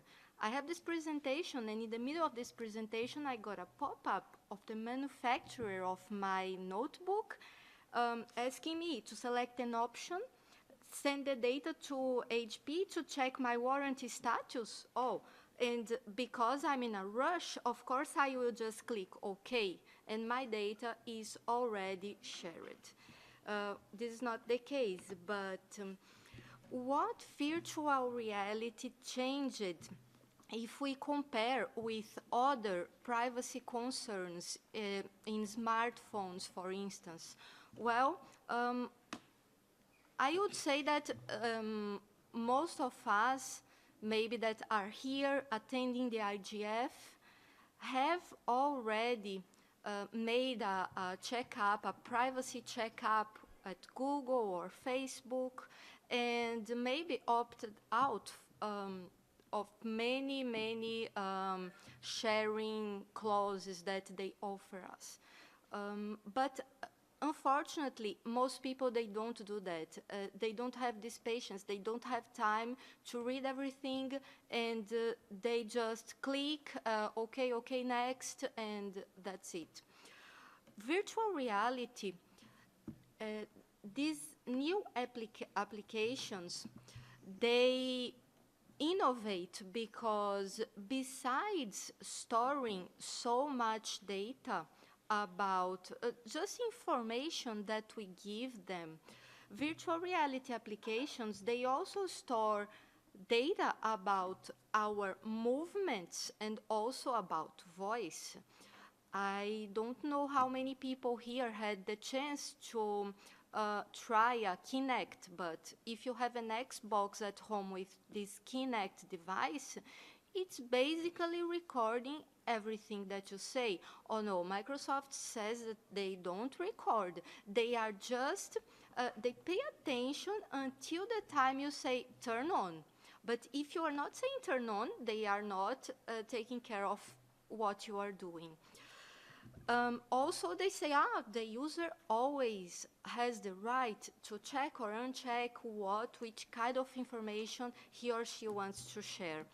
So this would already be a great risk for us because, well, you never know the future. Maybe your main privacy concern today regards your parents if you are a child or a teenager, or if you are married and you are cheating on someone, your main privacy concern will be regarding your wife or husband. Or if you are just a citizen, yes, you might be concerned about the information these companies have about you.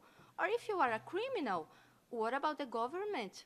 What if Kinect has collected information, what happened there, and maybe this information will be used against you in a criminal suit? So the concerns, they are different.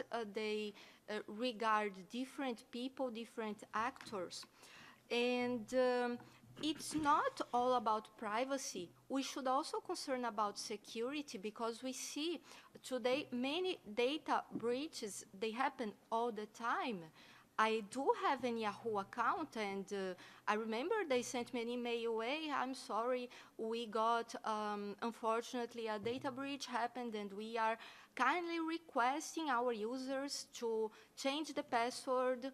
Okay, but the password, I have basically 3 or 5 passwords that I use for everything, and now I should not only change this password at my Yahoo account, but also everywhere. I also use this password. And in the end, I didn't do anything, and some months later, I didn't change the password at Yahoo, and I didn't even remember anymore which password was object of this data breach. What could we do? We as users, we cannot do much regarding security.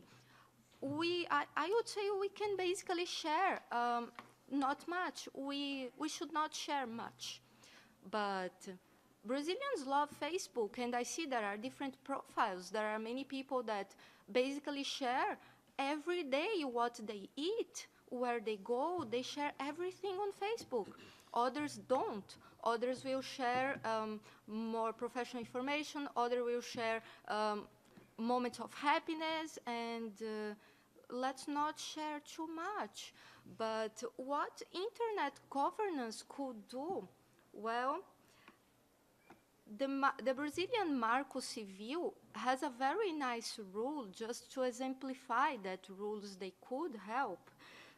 According to our law, application providers, all these websites and devices that can interact with, use the internet platform, they can only keep records from other applications upon the consent of the data owner.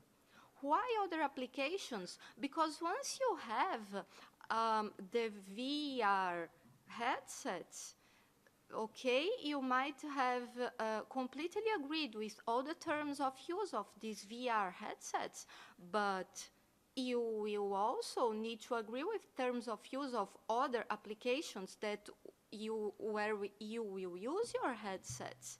And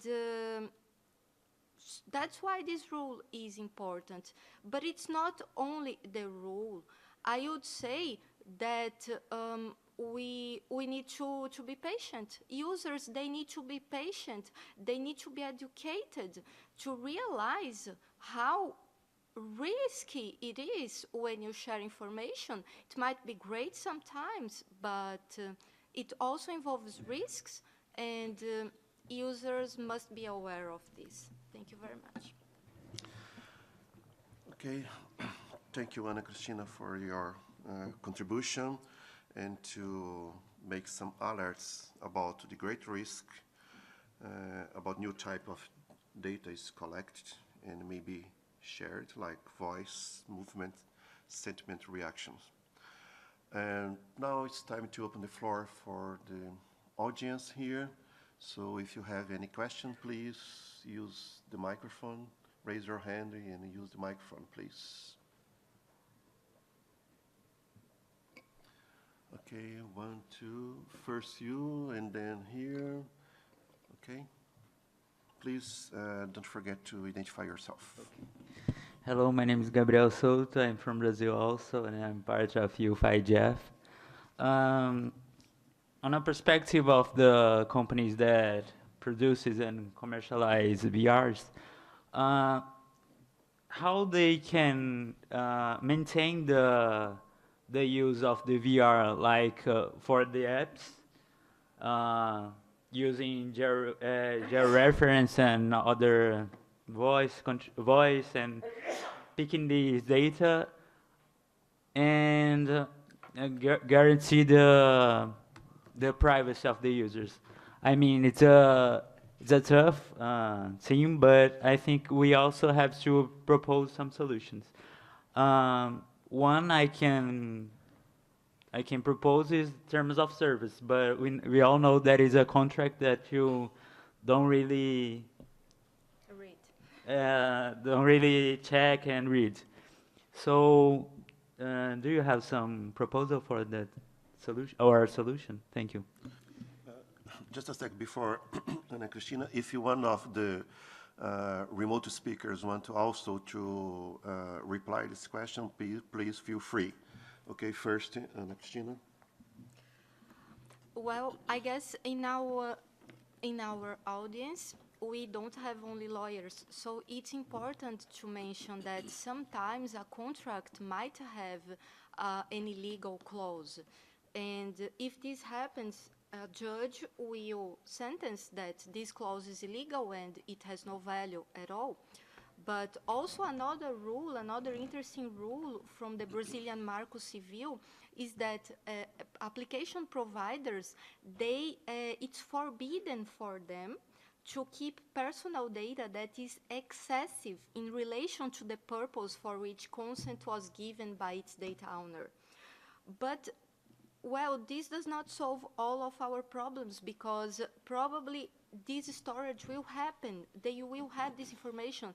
And unless the user sues the company, nothing will happen. So still, we will always need that the user is educated for these kind of new devices, new technologies, and virtual reality. It's still, it's just getting more serious with this thing of recording motion and yeah.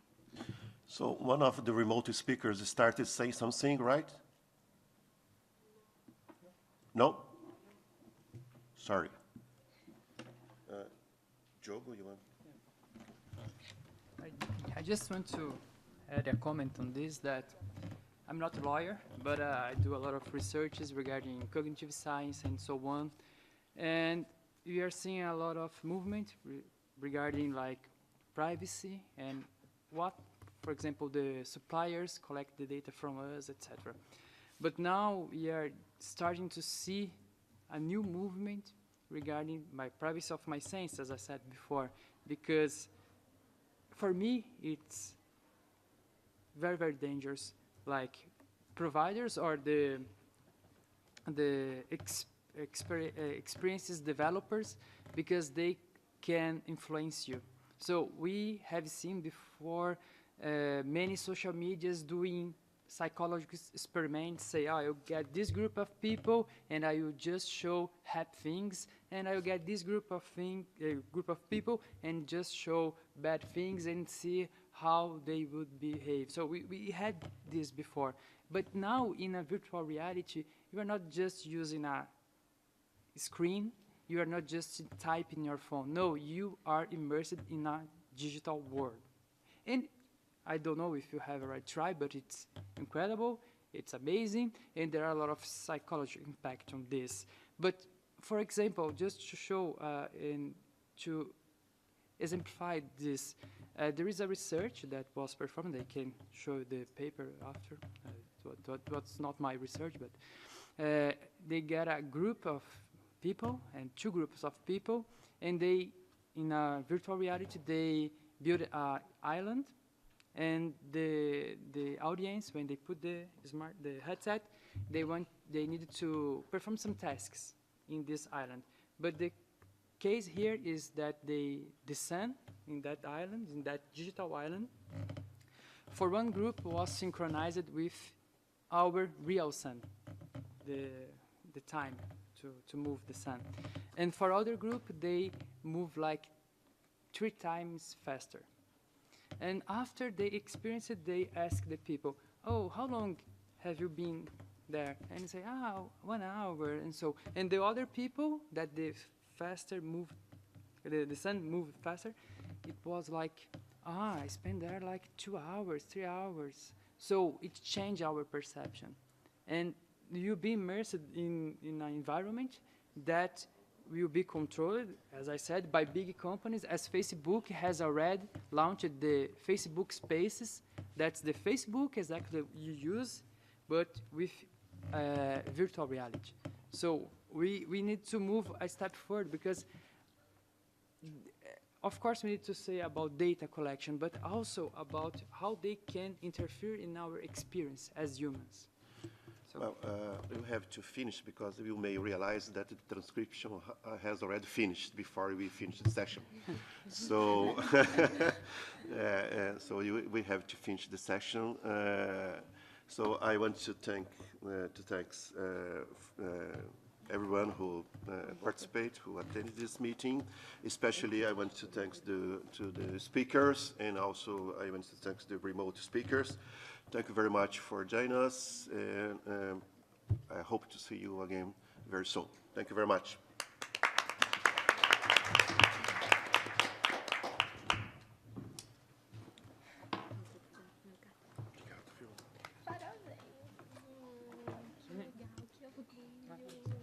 Vamos chamar o Ricardo para tirar uma foto da gente aqui.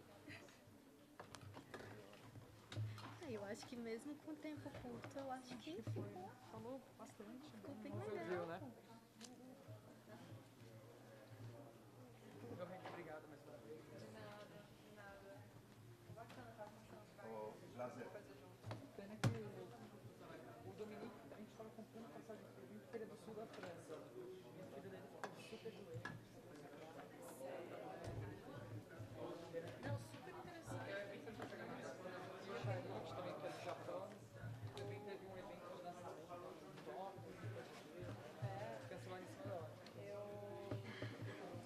Eu achei muito legal a sua apresentação. Hello, nice to meet you.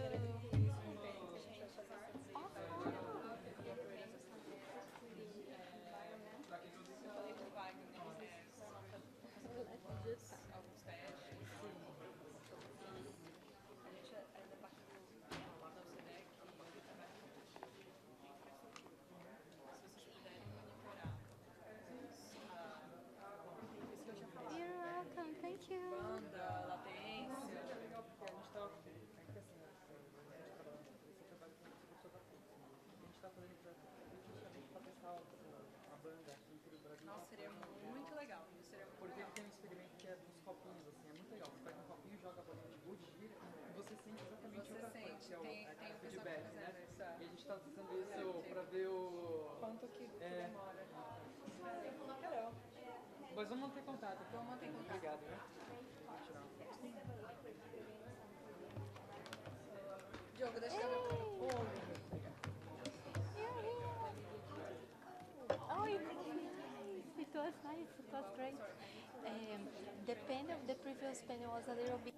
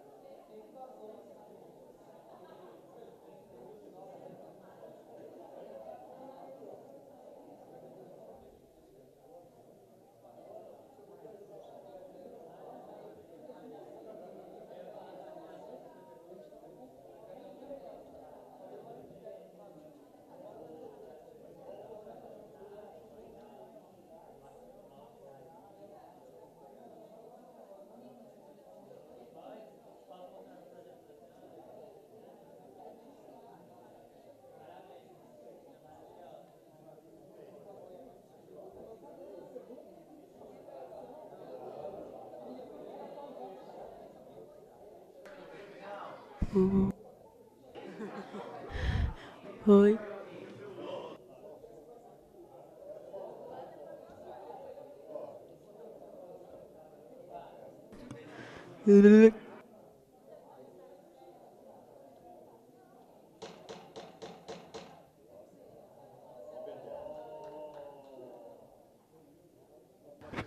Bom, gente, boa noite a todos e todas. Hã? Pois é. A gente ocupou essa sala aqui para fazer a nossa reunião diária de debriefing do programa IUF. E hoje, como eu tinha combinado com vocês, será uma debriefing high level session, porque nós temos o privilégio de poder ter a presença aqui do embaixador Benedito Fonseca, que é o diretor de temas tecnológicos e científicos do Itamaraty, e também da conselheira Tanara Lauschner, que juntamente com o conselheiro Percival Henriques, que a maioria de vocês já conhece, também representam o terceiro setor, junto comigo, no CGI-BR. Tá? E tem ainda o Wagner, gerente Zurique. Por quê? Não, senta aqui, pô. Senta aqui. É IUF. Tem o pessoal da assessoria aqui. Cadê a Nath? A Nath está aqui. A tia Nath, vocês já conhecem, tomam um café com ela de manhã todos os dias. Mas tem outros, tem o Vinícius aqui da assessoria, tem o Carlos Fonseca. O Carlos Fonseca que está aqui do Itamaraty também, o Tiago Jardim, do Itamaraty também. E a ideia, eu queria passar a palavra para o embaixador Benedito, para que ele pudesse dirigir uma fala a vocês sobre a atuação do MRE nesses fóruns internacionais de governança, sobretudo no âmbito aqui das Nações Unidas, mas também no GAC, na CSTD, onde o senhor é o chair da comissão que discute os aprimoramentos que o IGF podem ter no futuro. O embaixador também liderou a posição brasileira, que teve grande adesão durante o processo de renovação da UISES, né? E ele liderou a construção de uma proposta que obteve um amplo consenso internacional em torno da renovação do mandato do IGF por mais de 10 anos. E esse foi um processo que foi concluído em 2005 na Assembleia Geral da ONU em Nova York, e o embaixador teve um papel absolutamente decisivo para que esse resultado concreto fosse estabelecido. Então, é alguém com grande experiência, alguém que tem uma trajetória extremamente rica em temas de governança da internet, e é um privilégio, embaixador, o senhor ter aceitado aqui o convite de estar aqui e poder dirigir um pouco a palavra aos jovens. A gente faz essas reuniões todos os dias, tá? São todos brasileiros.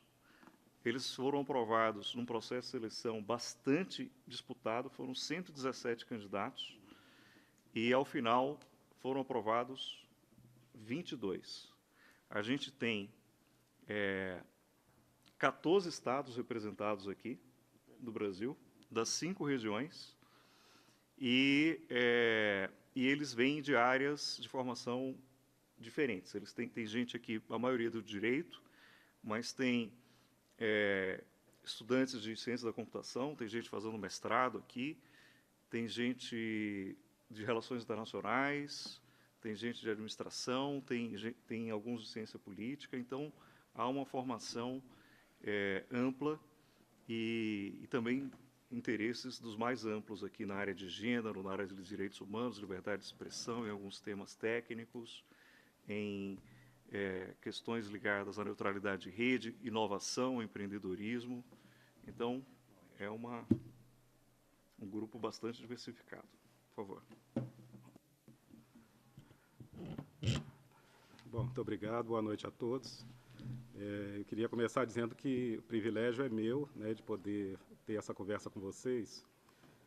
Acho que nós temos encontrado assim, pelo corredor, né, eu até comento que a gente anda pelos corredores, a gente sempre está ouvindo alguém falar português.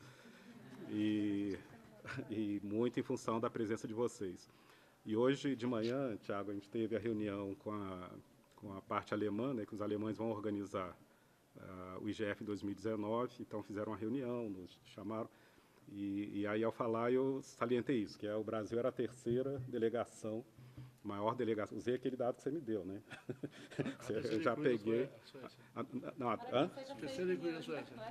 Não, a Suíça. A terceira, entendo que incluindo a Suíça, que deve ser a primeira, a segunda talvez a França, não sei, e aí viria o Brasil.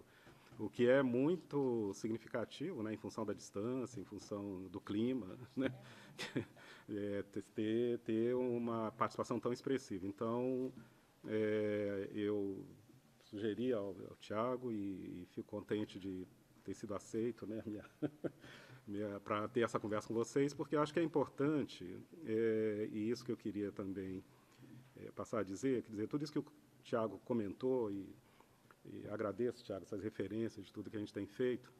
Bom, primeiro, eu também que eu já estou ficando muito velho, né, que já estou há tanto tempo nisso, tantas coisas que já fiz.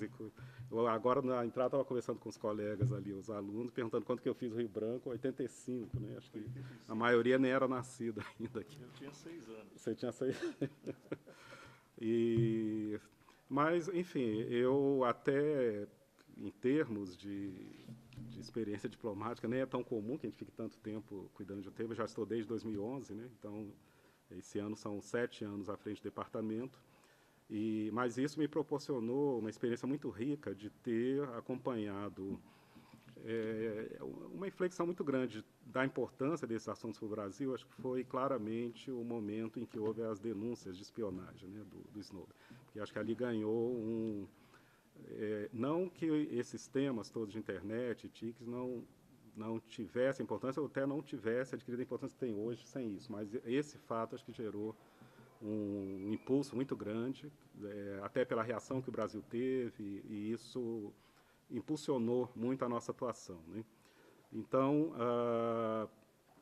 lá no meu departamento temos 2 divisões, uma que cuida da cooperação em ciência e tecnologia de uma maneira geral, com todos os países, com bilateral, regional, todos os assuntos, que é a DCTEC, Divisão de Ciência e Tecnologia, e tem a DI, que é a Divisão da Sociedade da Informação, né, chefiada pelo ministro Carlos da Fonseca, que está aqui também presente. O Tiago Jardim também assessora lá. Então, essa divisão ela tem um papel de fazer um acompanhamento de forma coordenada e com as outras áreas do Itamaraty e também com a Esplanada e os outros setores, de todo o segmento dos resultados da cúpula mundial de sociedade da informação. Quer dizer, então, eu sempre digo isso porque no Itamaraty a DI é a única unidade em toda a Esplanada que tem assim, por competência, né, institucional, de acompanhar toda essa agenda vasta do que é governança da internet, e TICs, enfim, todas as questões associadas, economia digital, que hoje é o grande.